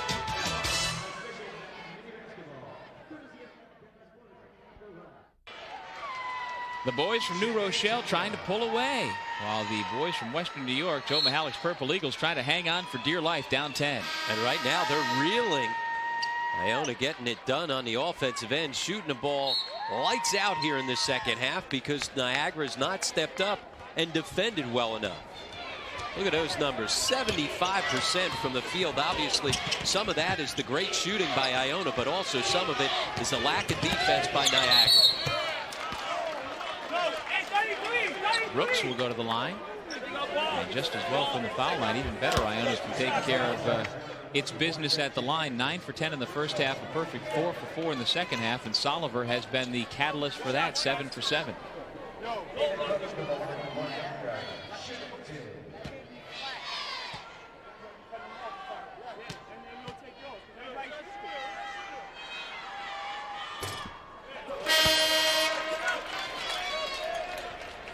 David Brooks at his career high right here on this very floor against Siena back in December.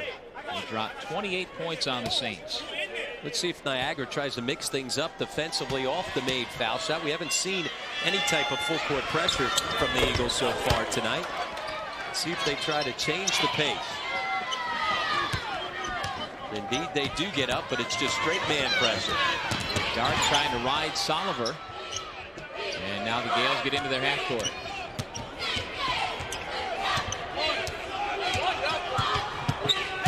McCullough still with the dribble. Got himself into trouble. And the foul is on the pass. Solid defense, though, by Cruz against McCullough.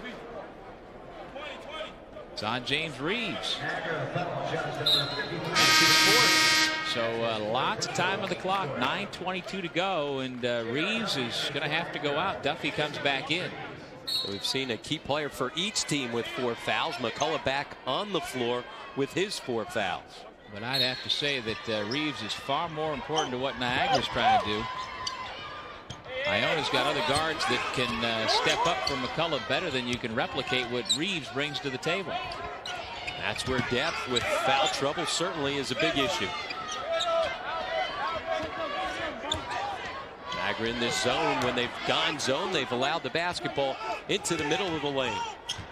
15 on the shot clock. Soliver and the Watchman. The give and go. Soliver gets it back somehow. Cruz fouled him. Again, it all starts because they're able to just enter the basketball into the middle of the lane with the post feed. When they've gone zone, they have not done a good job of keeping the basketball out of the post. And then the quick hands by Soliver to retrieve that ball on the comeback. Too easy right here. No pressure on the basketball for the post feed. Mendez, because he's so important to their team at the offensive end, plays behind people in the post so often. And so Cruz picks up his second. He was beaten on the cut to the basket. Winds up recovering late, and Soliver again makes him pay. He's a perfect 8 for 8 from the line. Right now, Iona just a step quicker. Nobody quicker than Soliver with his 22 points. Perfect 8 for 8 from the line. Iona certainly took care of the foul shooting problems that they had last night. It's like a whole different ball club, although Ricky Soliver looks just the same. 19 last night, 23 tonight. He has sparked a 12-4 Iona run, which gets the lead back up to 10. That matches the Gales' largest lead.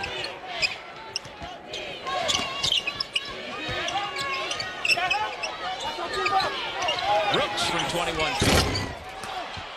Mendez fouled by Waxman, and so Mendez gets a chance to shoot two. And Niagara's going to have to hit some of those outside shots because right now there are 4 jerseys hanging all over Mendez inside. The Gales trying to keep the basketball out of Mendez's hands. They did on the initial possession, but Mendez with the good hustle gets a shot attempt off the offensive board.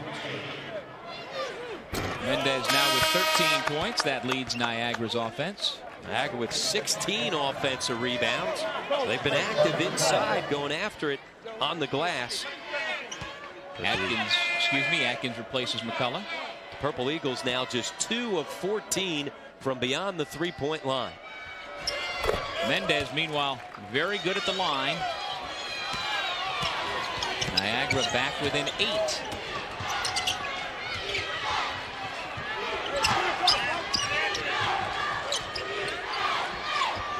Here's Ricky Soliver, 4 off his career high, which was 27 against St. Peter's just a few weeks ago.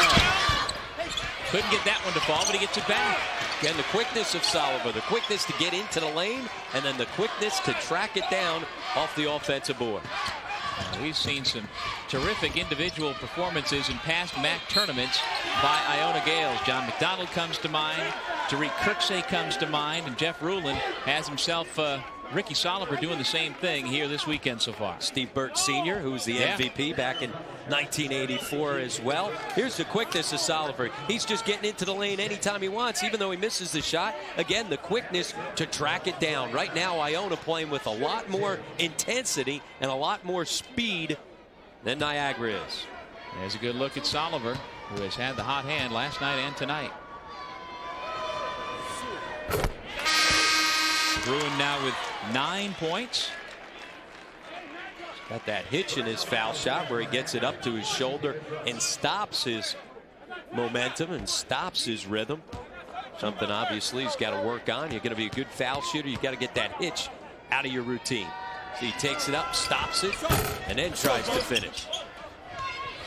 Didn't Patrick Ewing have something similar to that? Yeah, but if you take enough foul shots like Ewing did, maybe you fight your way through that. Bruin gets the foul. Duffy will head to the line. About the only thing the Gales have not done well this evening is check out on the defensive boards. Once again, another opportunity for the Purple Eagles now with their 17th offensive rebound. And that's the 4th foul on Bruin, and you see the look of angst on his face as he realizes, uh-oh, I'm 1 away from disqualification, and I think Jeff Rulin's going to make a substitution to get Bruin out of there with 7:50 to go. They'll go to Justin Marshall, the freshman, to come in, playing some meaningful minutes here. Niagara cuts the lead to 8. Meanwhile, J.R. Duffy at the line, who had those 2 3-point shots, surprised all of us in the first half.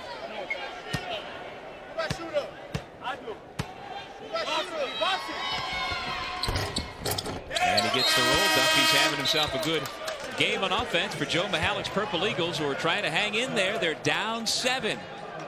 We'll be back with more MAAC basketball after this. Time for tonight's game summary, brought to you by Pontiac, the official performance machines of the NCAA. What a difference a day makes, huh? Look at the foul shooting of Iona.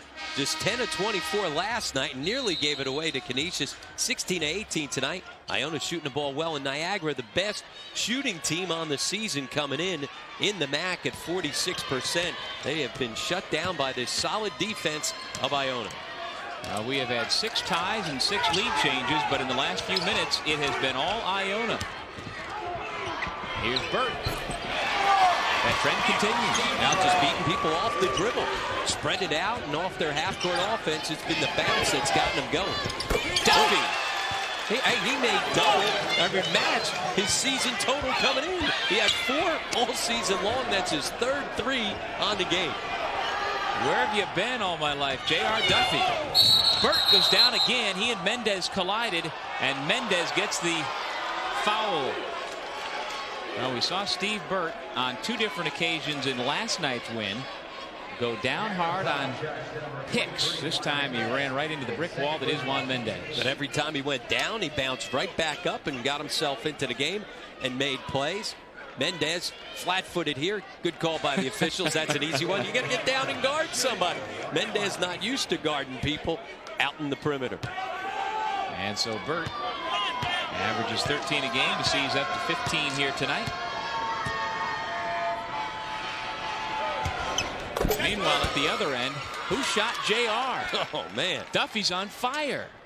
Again, 4 all season, so how in the world do you think? I mean, this is a quick shot. You saw 30 seconds on the shot clock there as he steps in, trailing on the play, as if he's supposed to take that shot. And he has not taken a bad-looking shot here tonight. It's as though he's been making them and taking them all year long.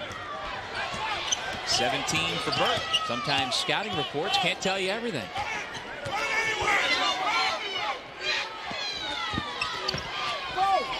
Mendez has it stolen away by Soliver. And once again, out of the double team, great defensive recovery from the weak side by Soliver to dive to the level of basketball and pick up the steal.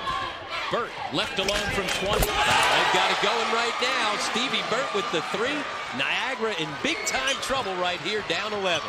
20 points for Steve Burt. And he knew right where the fans from New Rochelle were after that shot. He looked up into the stands and said, let's go. Well, Darden, the senior, saying, hey, you know what? I don't want my career to end like this. Trying to make a play for Joe Mihalik. Mihalik going back to his bench, getting Reeves and Brooks back into the game. Reeves with the 4 fouls, but now down 11, you can't worry about it. Here's this good defense. You see the double team. He thinks he's got an opportunity to go find Duffy on the opposite block, but Soliver dropping to the line of the basketball comes up with the steal.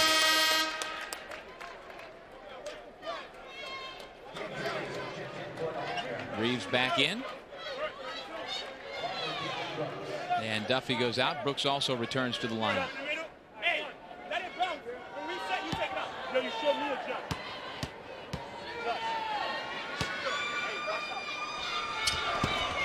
Darden with 13. It's back to a 9-point game. Here comes the full court pressure, trying to see if they can't turn it over. Instead, it's a leak out. Burt. Well short that time. Had too good a look. Brooks makes him pay at the other end. And they get right back up in the full court pressure.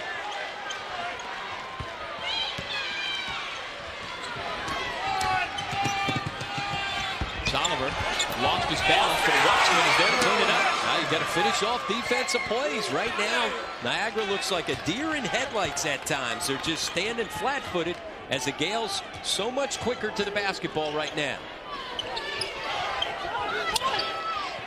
Darden connects from downtown. Well, they're doing it on the offensive end. They just got to figure out a way to stop Iona at the other end. Darden, the senior, stepping up and making big plays to try and keep Niagara around. Hey, they're only down by 6, but clearly you've got the feel that momentum clearly is wearing gold.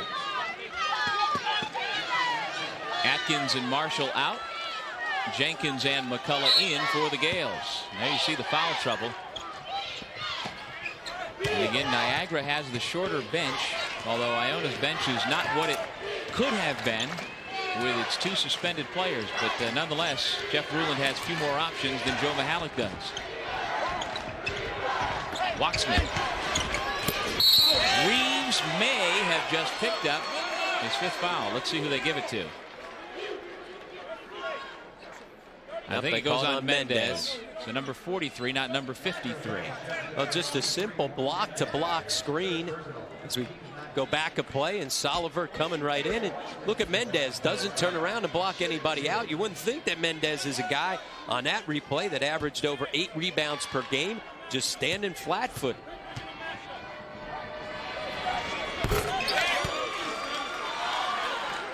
Waxman now with 7 points. Iona had the lead up to 11 a moment ago. Niagara, like you say, fighting for its life with a record of 19-8. I guess they can hope for some sort of consideration if they were to lose tonight, but they don't want to think about that. They want that NCAA bid on Monday night.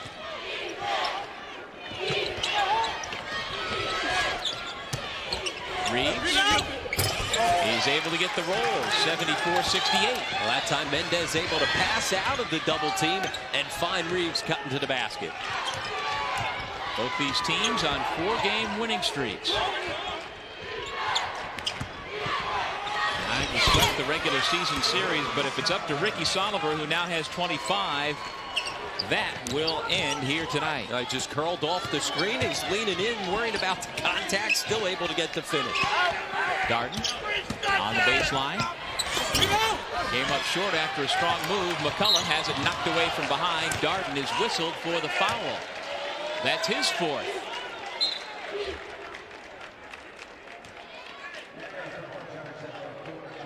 We are at the Pepsi Arena in Albany for the second of our 3 games tonight. Iona and Niagara at the 2004 HSBC MAAC tournament. This is Doug Sherman along with Rob Kennedy, and so glad you could join us this weekend to see the Gales and Purple Eagles here tonight. We've got the Saints and the Stags coming up after this one. And the winner of this game will take on the winner of that game tomorrow in the semifinals. We already know the other semifinal matchup. It'll be St. Peter's and Manhattan tomorrow night. Call at the line has been playing a ton of minutes coming down the stretch here with those 4 fouls. And things are going well. You see the reaction of Joe Mihalik. His team can't catch a break. That was McCullough's first point. His father, Bob, was a 1965 draft pick of the NBA's Cincinnati Royals. And he gets a pair. And it's back to a 10-point difference, 78-68 Gales. Darden for 3. And he gets the roll that time. And a quick timeout called by the Purple Eagles. Right now, Niagara can't keep trading baskets with Iona. They're getting things done at the offensive end. They just have not been able to come up with any stops. Well, Darden has stepped up offensively here. He's up to 18 points now to lead Niagara, but still, that starting core of Reeves and Brooks and Cruz haven't provided the offense Joe Mihalik's used to.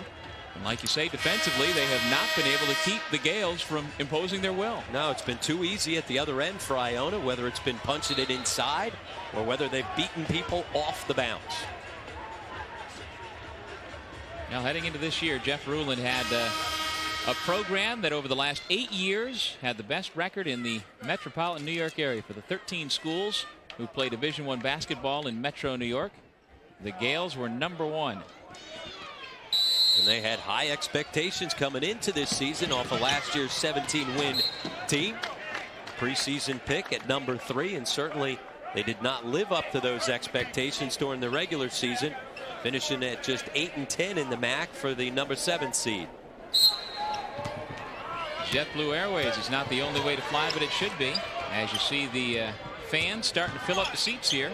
This is the hometown of the Siena Saints, and they're coming up next. Out of bounds was Jenkins. Mendez forced him out of bounds. Ran out of real estate as they try to punch it inside, and here comes Niagara rushing the ball up the floor. Time is of the essence. Just over 4 minutes to go. Darden continues to heat it up. Well, he's doing what he can to keep his team in it.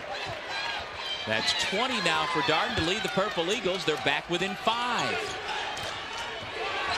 Keep in mind, 3 different Purple Eagles playing with 4 fouls. Reeves, Brooks, and Darden. And with this kind of pressure defense, going to be hard-pressed to keep them all on the floor. Sullivan is fouled on the shot. And there it is on Tremel Darden. His 5th, he's done. Well, Niagara needing to be aggressive at the defensive end, but you just got to play position defense. Contain guys. They've gambled too much and allowed Iona too many wide-open looks and too many foul shots coming down the stretch. Darden's going to race back to his teammates and encourage them one last time as see him implore and say, I want to play another game. You got to make sure that you get out there and start guarding people. He certainly has done what he can at the other end of the floor, stepping up with a big offensive performance coming down the stretch. The young man from Las Vegas, Nevada, hopes he has not played his final game as a Purple Eagle. He's had a terrific 4-year run at Niagara University, and he's done what he could, sitting down with a team-high 21 points after being disqualified. And so Soliver, who has been money in the bank at the line, has a chance to match his career high with a couple of foul shots. And by the way he is stroking it, I'd say it's a pretty good chance he's going to get there. Yeah, without question, to match that career high that he had posted against St. Peter's a couple games ago with 27, including 5 threes. He has just been shooting lights out coming down the end of the season. Talk about the chemistry, but also the health of Ricky Soliver, one of the big reasons why the Gales came into the tournament on a roll. He's 11-11 from the line. He hasn't missed. And the Gales lead 80-73 here on the MAAC Television Network.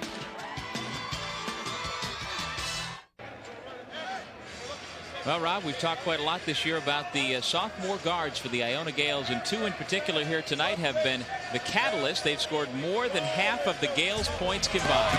Well, they got going right out in transition. Both guys sharing the basketball as Soliver was able to get the score off the nice feed from Stevie Burt. Had a technical problem with that video. We hope to get back to it, but suffice to say, Soliver and Burt, we appreciate them standing next to each other for a moment because there are co-Pepsi players of the game. Found an extra soda? Go ahead and give it to both guys. Absolutely. Why not? 47 of their team's 80 points, including a perfect 15 for 15 from the foul line. Pepsi, it's the cola. Matter of fact, I'm enjoying one right now. Brooks misses. Mendez gets it rejected by Jenkins. I think it was on the way down, but I think it was below the rim. Yeah, I don't think it was going in and didn't have a chance, even though they said it was on the way up. It was well below the rim.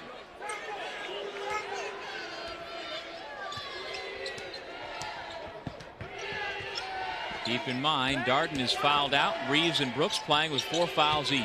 Trying to post up Mendez inside. Niagara's knocked down their last 3 three-point attempts. Brooks inside to Mendez, who missed. Bruin made him miss again. This time Burt's going to pick up the personal. So Mendez hanging in there on the offensive glass. That's been the one bright spot so far for Niagara. They have really gotten after it inside off the glass. Well, they still only have Bruin for 4 block shots, but I think they're missing a couple. Like that one right there, he made Mendez miss the shot. That's a block. Absolutely challenging and getting up and making things difficult. Juan Mendez has never been able to get into a comfort zone. Had a couple post-ups in the beginning of the second half where he was able to run his man up the lane and then dive back down for the easy score for Joe Mahalik.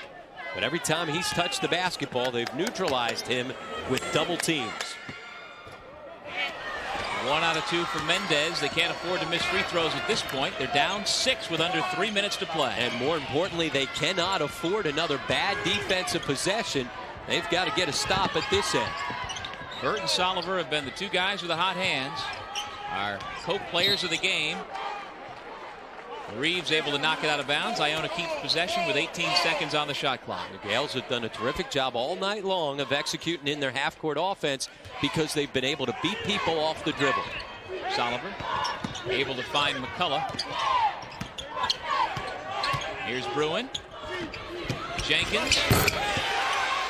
A nice piece of work between your two big guys. Absolutely. They're tag teaming on both ends, huh? Defensively coming over and helping each other out to challenge shots. That time sharing the basketball with good interior passing. Brooks had it blocked by Jenkins. Mendez able to put it over Bruin. And again, they're trading baskets, though. You've got to get a stop at the other end of the floor. They've had plenty of opportunities. And again, that is a bad play.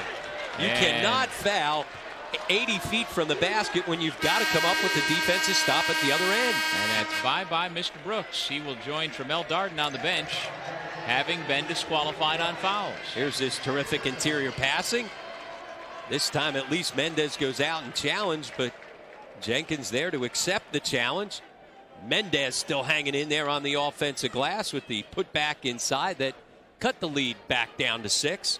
And then Brooks in the full court pressure with a bad foul. He fouls out with 8 points. Meanwhile, as James Mathis comes back in, Mendez has himself another double-double.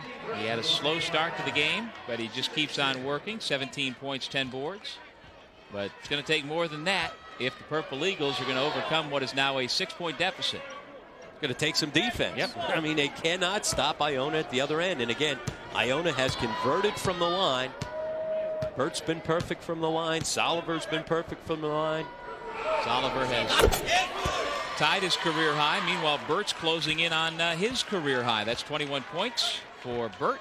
His career high 24 in a game at Rhode Island back in December. And with Brooks out, you lose one of those three-point shooting threats at the other end. Obviously, the three-point shot important to try and get yourself over top of an 8-point lead.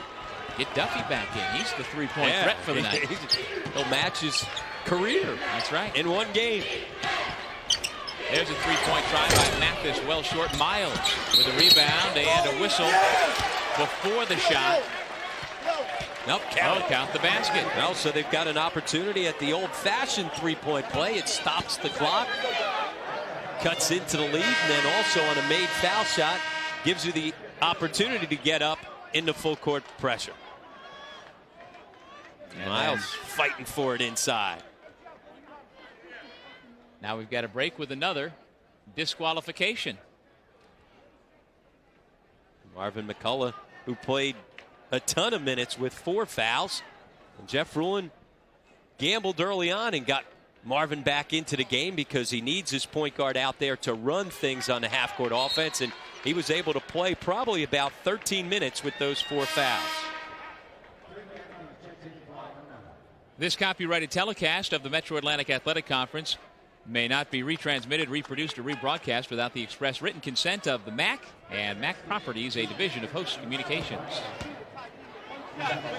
Miles to the line, shooting 1. He's a 76% foul shooter.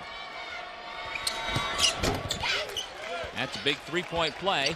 Niagara is back within 5.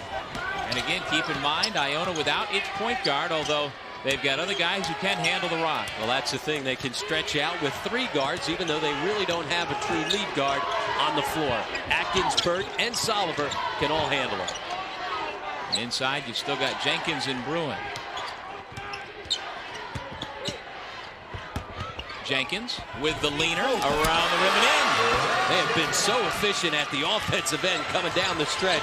Seems like 10 minutes have gone by since their last missed opportunity at that end of the floor. And all 12 of Jenkins' points have come here in the second half.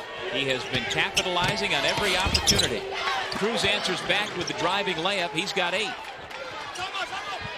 86-81, a minute 14 to go. And finally a turnover out of the full court pressure. The lead is down to 5. Iona was looking for the timeout, didn't get it. Instead, Joe Mihalik's team's got an opportunity to cut into the 5-point lead.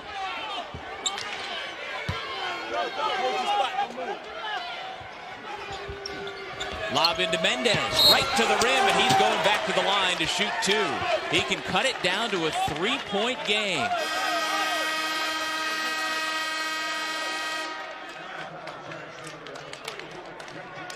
Now Jenkins fouls out, and that could be a huge factor coming down the stretch. Mendez has been able to get things done inside as of late. And so Jenkins fouls out, having scored his 12 points in the second half. And Even though he is a senior, you talked about the fact that he's likely to come back and play, use that extra year of eligibility he has afforded to him for having been a redshirt last year. But he's thinking, boy, this isn't how I want my season to end. Guys, let's hold on. Look at the foul trouble we see. 4 guys have already fouled out. Bruin and Reeves playing with their 4 fouls. That gives it a different look. 2 starters out for both teams. Absolutely. So you've got Waxman, Bruin, Soliver, Burt, and Atkins on the floor for the Gales. Mendez at the line for Niagara, out there with Reeves, Cruz, Miles, and Mathis. And as we've talked about, this is one of the best foul shooters in the league. Mendez gets the roll on the first. And when you're a good shooter, you get the shooter's roll. Nice backspin on the basketball. He knocks this down. It gets it down to a 1-possession game. With 1:12 left, Niagara still plenty of time if they can get a stop. Couple of shooters rolls, and we've got ourselves a ball game. 86-83, 1:12 to go. Atkins looking for a teammate, able to get it to Waxman. And Kira Waxman dribbles into the front court. Now Atkins will play keep away. And there's the foul given up by Cruz to Ricky Soliver. That was away from the ball. Soliver right over next to us for the second time tonight, going to his mouth, making sure all the chiclets are still in place. And I don't know if I give up the foul there that quickly. You've got an opportunity to just get a defensive possession down by 3. Instead, they give up the foul, and not the guy you'd send to the line. I mean, Soliver has not missed. Of course, with that being said, Dell will knock one out, but I mean, certainly not the way you would think that you would play it. He's got a career-high 11 foul shots to go along with those career-high 27 points. Meanwhile, Waxman had just had the ball for what seemed like an eternity. They don't give the foul there, but they go flying after Soliver, who didn't even have the ball. And again, shot clock down to about 24 seconds. Just go play the defensive possession. Unless you don't have confidence in your defense in a way that Iona's been scoring it, maybe you don't have that confidence.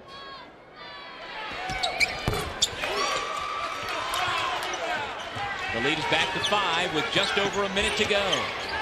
They're playing for a spot in the semifinals. Trying to find Mendez inside. Here he is, and there's the finish, +1. How about that one? The last thing you want to do if you're Iona is give up a foul.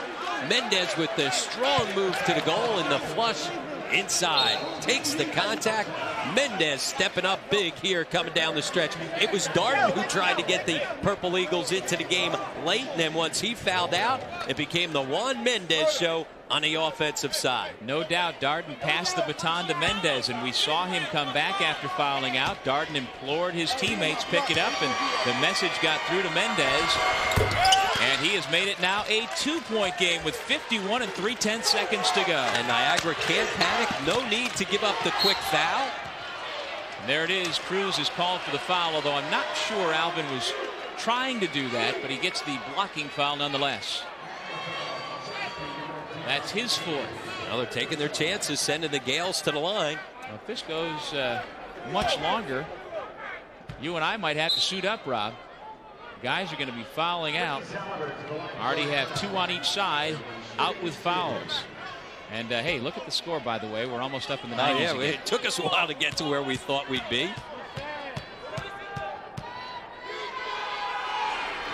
Soliver, a big part of the reason why. First time in his career he's gotten to 30 points.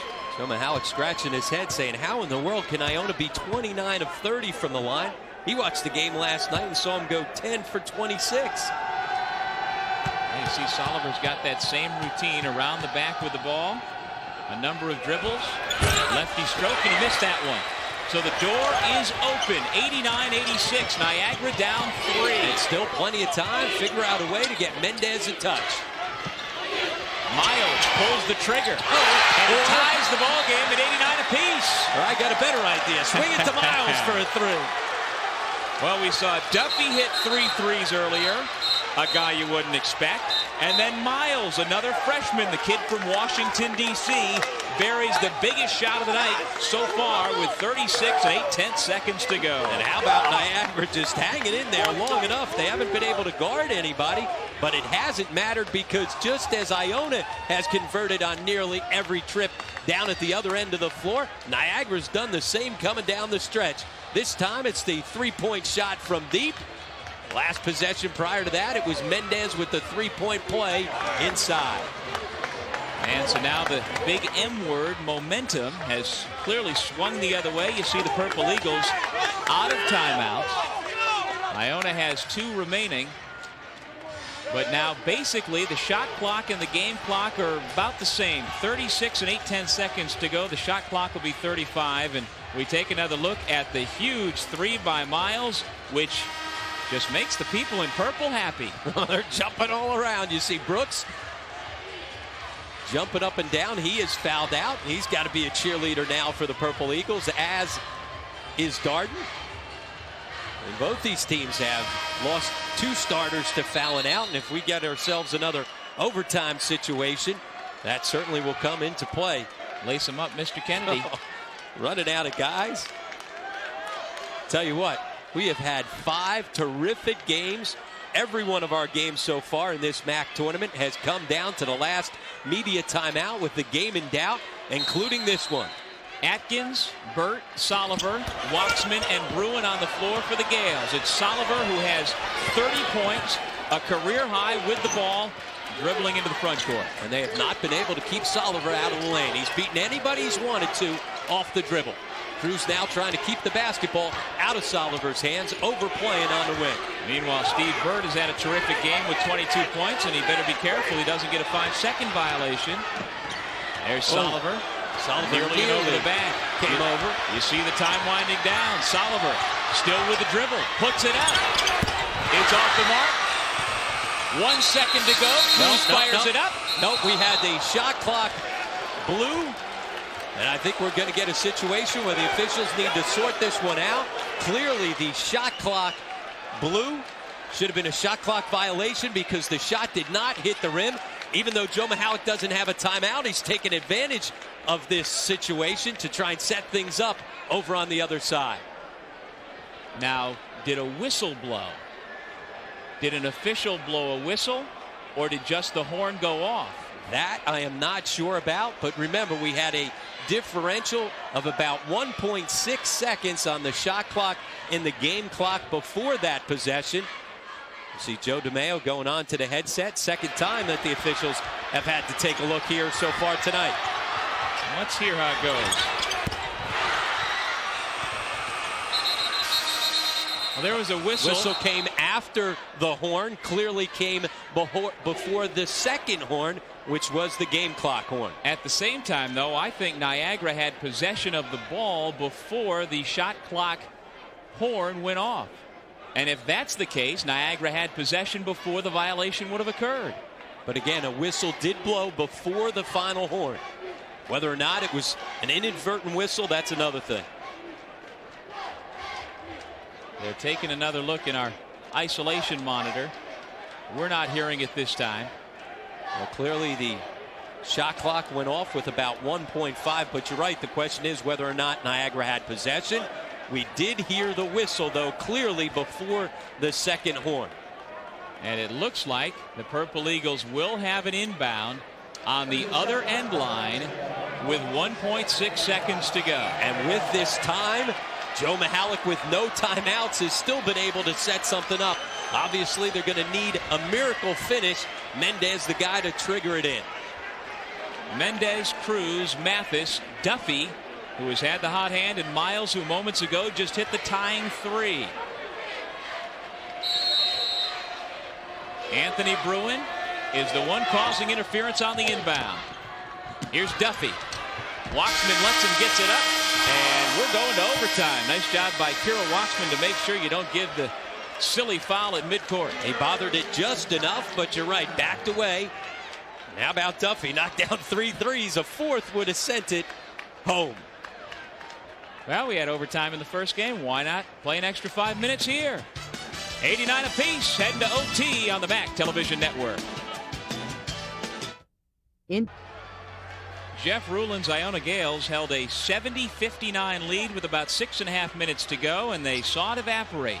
The Purple Eagles went on a 21-11 run over the last 4 minutes, and Joe Mihalik's ball club got a huge three-pointer from Lorenzo Miles, a freshman from Washington, D.C., with 36 seconds to go, and that wound up being the difference to force the overtime. Well, Darden's a guy that started to come back. Mendez continued it, and Miles finished it. And let's see who finishes it off in overtime. In our first quarterfinal, it was Keedron Clark who stepped up for St. Peter's in overtime, as St. Peter's eliminated Ryder, who's going home here tonight. Miles missed that one. Waxman is fouled by Mathis. That shot just about the exact same spot that Miles hit the three that tied it up. Why not? I'll tell you what, it's been a foul shooting contest. We thought we might have an opportunity to get over the 100-point mark from both teams. They keep stepping to the line and making foul shots. Iona at 91% on the game from the line, 29 of 32 for the Gales. Well, Niagara scored 105 points the first time these two teams played and won. They scored 97 in the second game that they won, and the Gales weren't far behind. Now you got to figure fatigue becomes a factor. Both these teams with short benches that became shorter with the two foul outs. Waxman had hit his first two, and then he just missed those two. So a lot of guys logging tons of minutes. Mendez blocked by Bruin again. I think that one's going to make its way onto the stat sheet. Absolutely. That's an easy one. Again, the double team, the quickness of Bruin. Every time the basketball's on its way inside to Mendez, here comes Bruin. Before he even catches it, basically, he's over there to come from behind. Reeves fouled by Bruin, who has now fouled out himself. And so that both really primary post players for the Gales are gone. Absolutely, and those two guys had monster games, rebounding the basketball and trying to handle Juan Mendez down on the other end. Now, Bruin and Jenkins did a great job, especially early on, of containing Mendez. And now, once Jenkins went out with his 5 fouls, Mendez got things going. It's going to be a lot easier to pound it inside now that Bruin takes a seat as well. So 9 points, 9 rebounds, and 5 block shots for Bruin as he is taken out of the game. And the Gales have to go deeper into their bench. He'll be replaced by Justin Marshall. We were talking about Jeff Rulin's line of 8 is enough. Might not be enough now that 3 guys have fouled out. McCullough, Jenkins, and Bruin all have fouled out for Iona. And there they are, sitting shoulder to shoulder, pondering what might have been. As you talked, and that picture shows it, momentum and energy right now clearly with the team in white. And Niagara draws first blood here in overtime. Reeves, who has been playing in foul trouble all night, he picked up 2 early. You see he's hanging on by the skin of his teeth with 4. He and Cruz and Waxman all 1 foul away from being disqualified as well. And credit the big guy Mendez for picking up those fouls. They get a ton of touches from him inside. He's such a good offensive player. He forces you to foul. Niagara a lot more active out of the zone now. Everybody bouncing around. Dangerous cross-court pass, and it's a turnover. Here comes Miles. They've got a 5-on-4 as Atkins is slow to get back, but now he is back, and Niagara will work the clock. This is the first time the Purple Eagles have led since 42-41. Mendez blocked again by the help defense, this time Marshall. And we've got ourselves another foul. Just wearing them down inside now with a much smaller lineup with Jenkins and Bruin out. You'd expect Niagara to try and take advantage of their front line. Good first defense right here again as Mendez tries to step through the double team. Reeves comes up with it with 3 gold jerseys around him. And he'll step back to the line. That foul on Atkins was his 3rd. And Iona uses a timeout. This has been some kind of game, and this is why they call it March Madness. There's no question about it. On the 6th day of March 2004, once again, Niagara involved in a terrific MAAC tournament game here at the Pepsi Arena. They seem to do it every other year. Yeah, or last year. How about the game against Manhattan, the double overtime loss? Hey, wake those guys up. We got good games going on. You're kidding me? You're sleeping? We got 2 overtime games. I think those guys Somebody might have had a little kick too them much out. fun in the fan fest this afternoon. They wore themselves out. We are at the Pepsi Arena in Albany. Iona versus Niagara. This is game 2 of our Saturday night tripleheader. Doug Sherman, Rob Kennedy with you, and we've got, with Iona and Niagara battling in overtime, one more potential barn burner coming up. It'll be Siena in the next game with the home court advantage against Fairfield, and that's going to be a late night tip. Absolutely, and I tell you what, if our crew has done 4 games already tonight, including these back-to-back overtime games, is awake, we got to make sure they get up and go wake up those fans. Absolutely. The crew here has done yeoman's work. Absolutely. They've done the 2 women's semifinals Had a long that started day. this morning, while Rob and I got to sleep in and get here when we wanted to.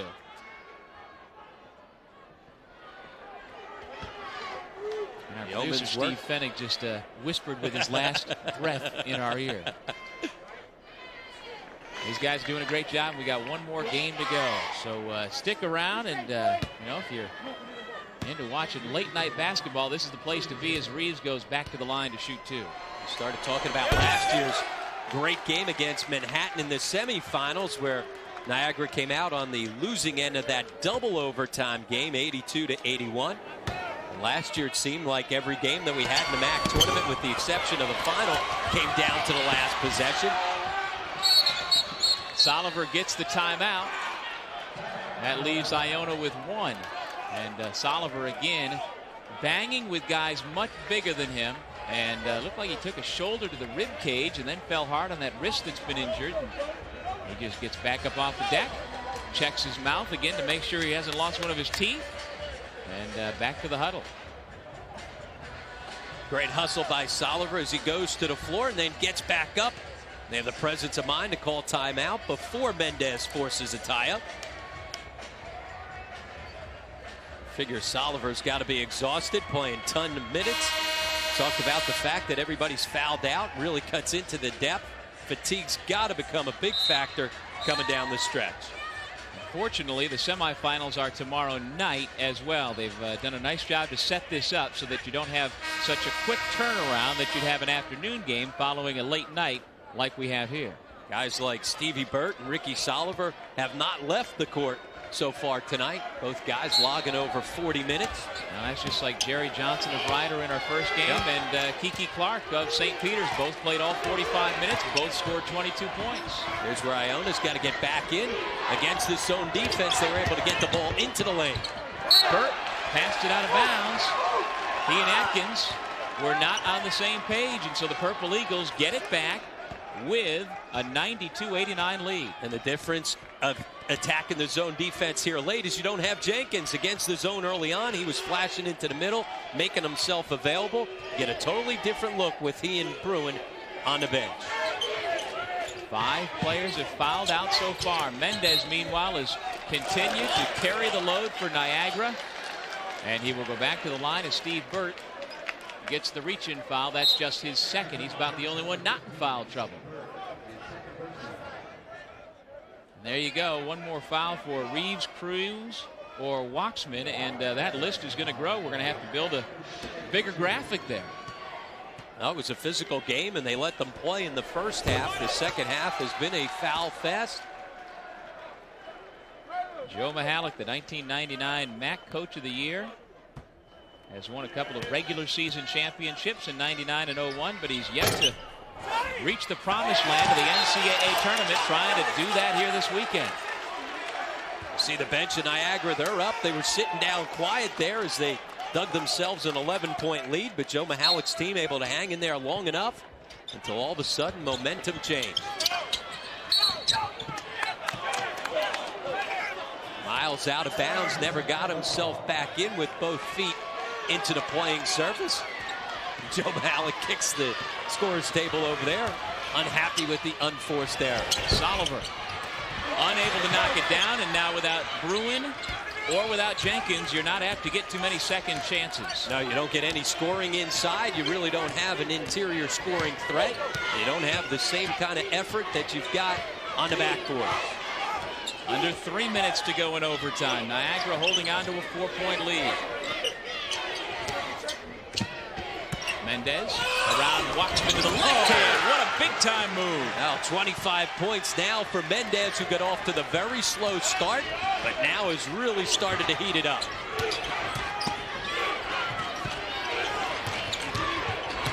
Oliver trying to build on his career high. Can't do it. Marshall tipped, and Mendez gets another rebound. Juan Mendez has really stepped up. Look at Alvin Cruz with a little bounce in his step. How about Dramel Darden when he rushed down after he fouled out of the game, trying to implore his teammates? Well, they have stepped it up, led by Juan Mendez, who's been a scoring machine at the other end of the floor. And now with those post players of Iona sitting on the bench after having fouled out, including Bruin and Jenkins, Mendez has been able to roam free in on the low blocks. 25 points and 15 rebounds so far for Mendez. Most of those coming down the stretch of the game. Well, he's one of 12 children, so you know he knows how to claw and fight and scratch for everything he gets. Mendez glances over at the bench. He sees the smiles. Look at him, takes them both down. We may have to redo our Pepsi player of the game, huh? At least we had co-players early on for Iona as it looked like they were going to get out of here with the upset. Instead, Mendez and company have changed things around. We could go for a six-pack probably. The rate we're going. And as the points pile up, unfortunately for Jeff Rulin's Gales, Burt misfired there, and he has not produced much since the early going. And the Gales look like they've run out of gas. Certainly, once momentum changed, it was hard to get it back on their side. Once this game went into overtime, you had the feeling that all of a sudden they didn't have the energy to respond. Jeff Rulin nearly in a situation where he's going to pick up a tee out at half court. That was a tough call. Meanwhile, Iona has yet to score here in overtime. It was 89 apiece at the end of regulation. Now over 3 minutes have gone by, and there you see it. The Gales have yet to score, while Niagara has just kept on keeping on. Once they got the second life, they took advantage of it. Momentum, little energy, and then all of a sudden you feed on that. They were dead in the water. Sluggish, nothing going on, and all of a sudden Darden knocked down a three. Darden got an offensive rebound. The senior started it, and then when he fouled out, handed it over to Mendez. And don't forget Lorenzo Miles hitting the big three to tie it up and force the overtime. And Cruz, who's called for the foul, and again Jeff Rulin is getting close with the officials. I has not been happy with the whistle as of late. Let guys know about it. He's got to be happy with the way his team came out and played all game, but see him getting right up into his guys saying, you know what, minutes as far as the game clock is concerned. This one's going to drag on for a while. Duffy has come back into the game. Reeves, Mendez, Duffy, Mathis, and Miles out there for the Purple Eagles. The number 2 seed trying to win their 20th game this season. That would be their first 20-win season since back in 1993. Jack Armstrong and Brian Clifford and company with a great run. That was a terrific ball club. Lost a heartbreaker in the MAAC final. Well, when it goes wrong, it goes wrong. Soliver couldn't miss a free throw through the first 37, 38 minutes. And now he's struggling. And again, fatigue starting to set in. Iona's now missed their last 4 foul shots after being nearly perfect throughout regulation. And that's the first point of OT for the Gales. 31 for Soliver. And Steve Burt finally is able to track down the ball handler. He was imploring his teammate Marshall to commit the foul. He didn't do it, and so Burt had to go do it himself. And so Miles, who just hit 1 out of 2, goes back to the line. He's a 76% foul shooter this year for the Purple Eagles. Meanwhile, if you're Fairfield and Siena, you got to keep trying to stay loose in the locker room. It's been a long wait. The game was scheduled to start about an hour ago. And coming down the stretch of regulation, you had to figure, okay, we're going to get ourselves out there, and momentum turns. Niagara makes a run. Next thing you know is you got to get yourself ready to go. Niagara goes over the 100-point mark. Told you we'd get up to those triple digits. Absolutely. This took us a while. 100-90. 10 points now for Miles. He's into double figures as well. The 9th time this season that Niagara has gone over the 100-point mark. Now Marshall commits the foul, and Mathis will shoot 2. Well, Niagara has gotten much better play and balance for Joe Mihalik here since the intermission. You've got 27 points for Mendez, 21 for Darden, but you've got a career-high 11 for J.R. Duffy, 10 for Lorenzo Miles, 8 for Alvin Cruz, 9 for James Reeves, 8 for David Brooks. And Mathis now with 5 points, and you see the interlocked arms. Cruz is fouled out, but he's enjoying what he sees now, and we enjoy what we see and what we have coming up. Siena against Fairfield, the 6 and 3 seeds, as we will no doubt carry this into Sunday morning.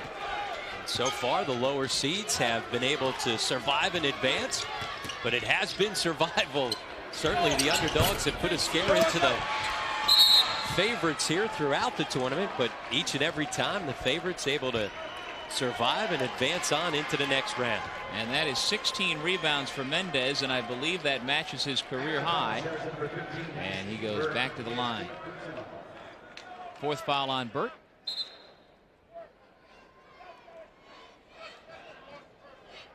The last time we've seen a MAAC tournament team reach the century mark, it was Siena 5 years ago against Ryder, when they scored 101 points.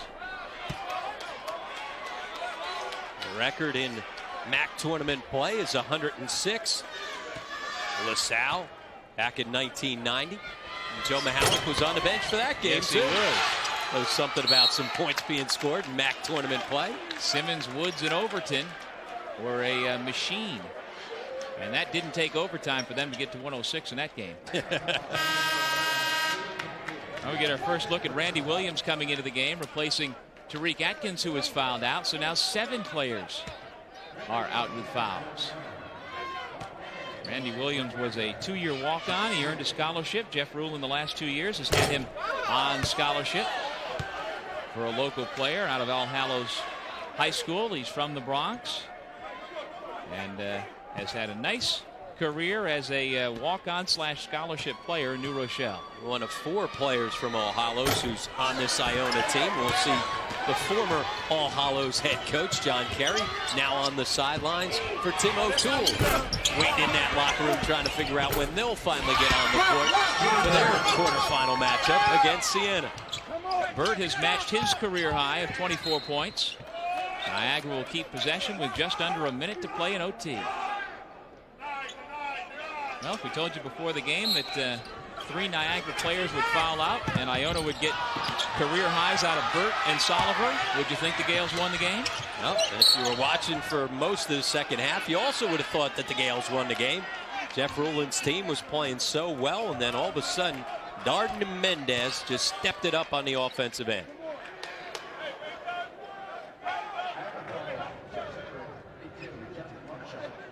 Marshall picks up the foul. We see the updated brackets courtesy of GHI. Healthcare coverage from A to Z. And it looks like Niagara will be awaiting the Fairfield-Siena winner and round out the quartet of semifinalists tomorrow night.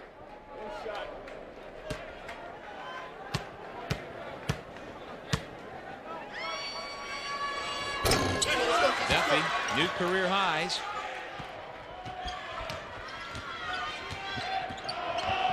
He's got 13 points. Marshall. Reeves lets him go, and he missed it anyhow.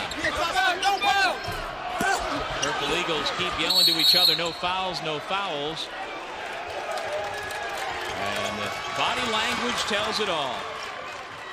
That possession typifies how Iona has struggled here in overtime. Just 3 points in the extra period. But they're scoring 89 in regulation.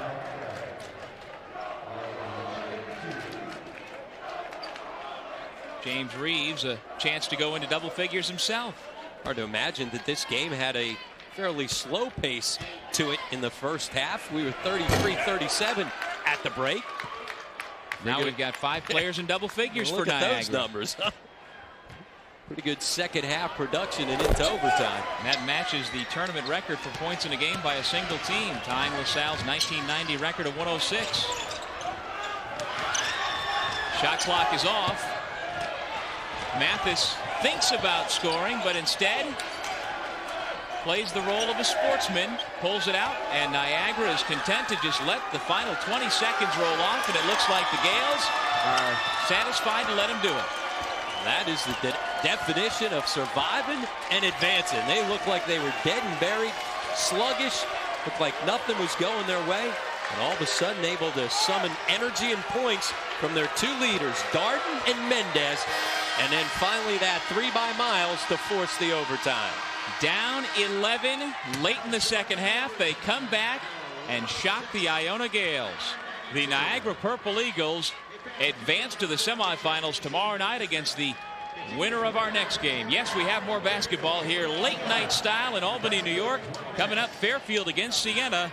Stay tuned right there. We've got ourselves our post-game wrap-up. We'll hear from the victorious coach and much more coming up after this. You're watching the MAAC Television Network.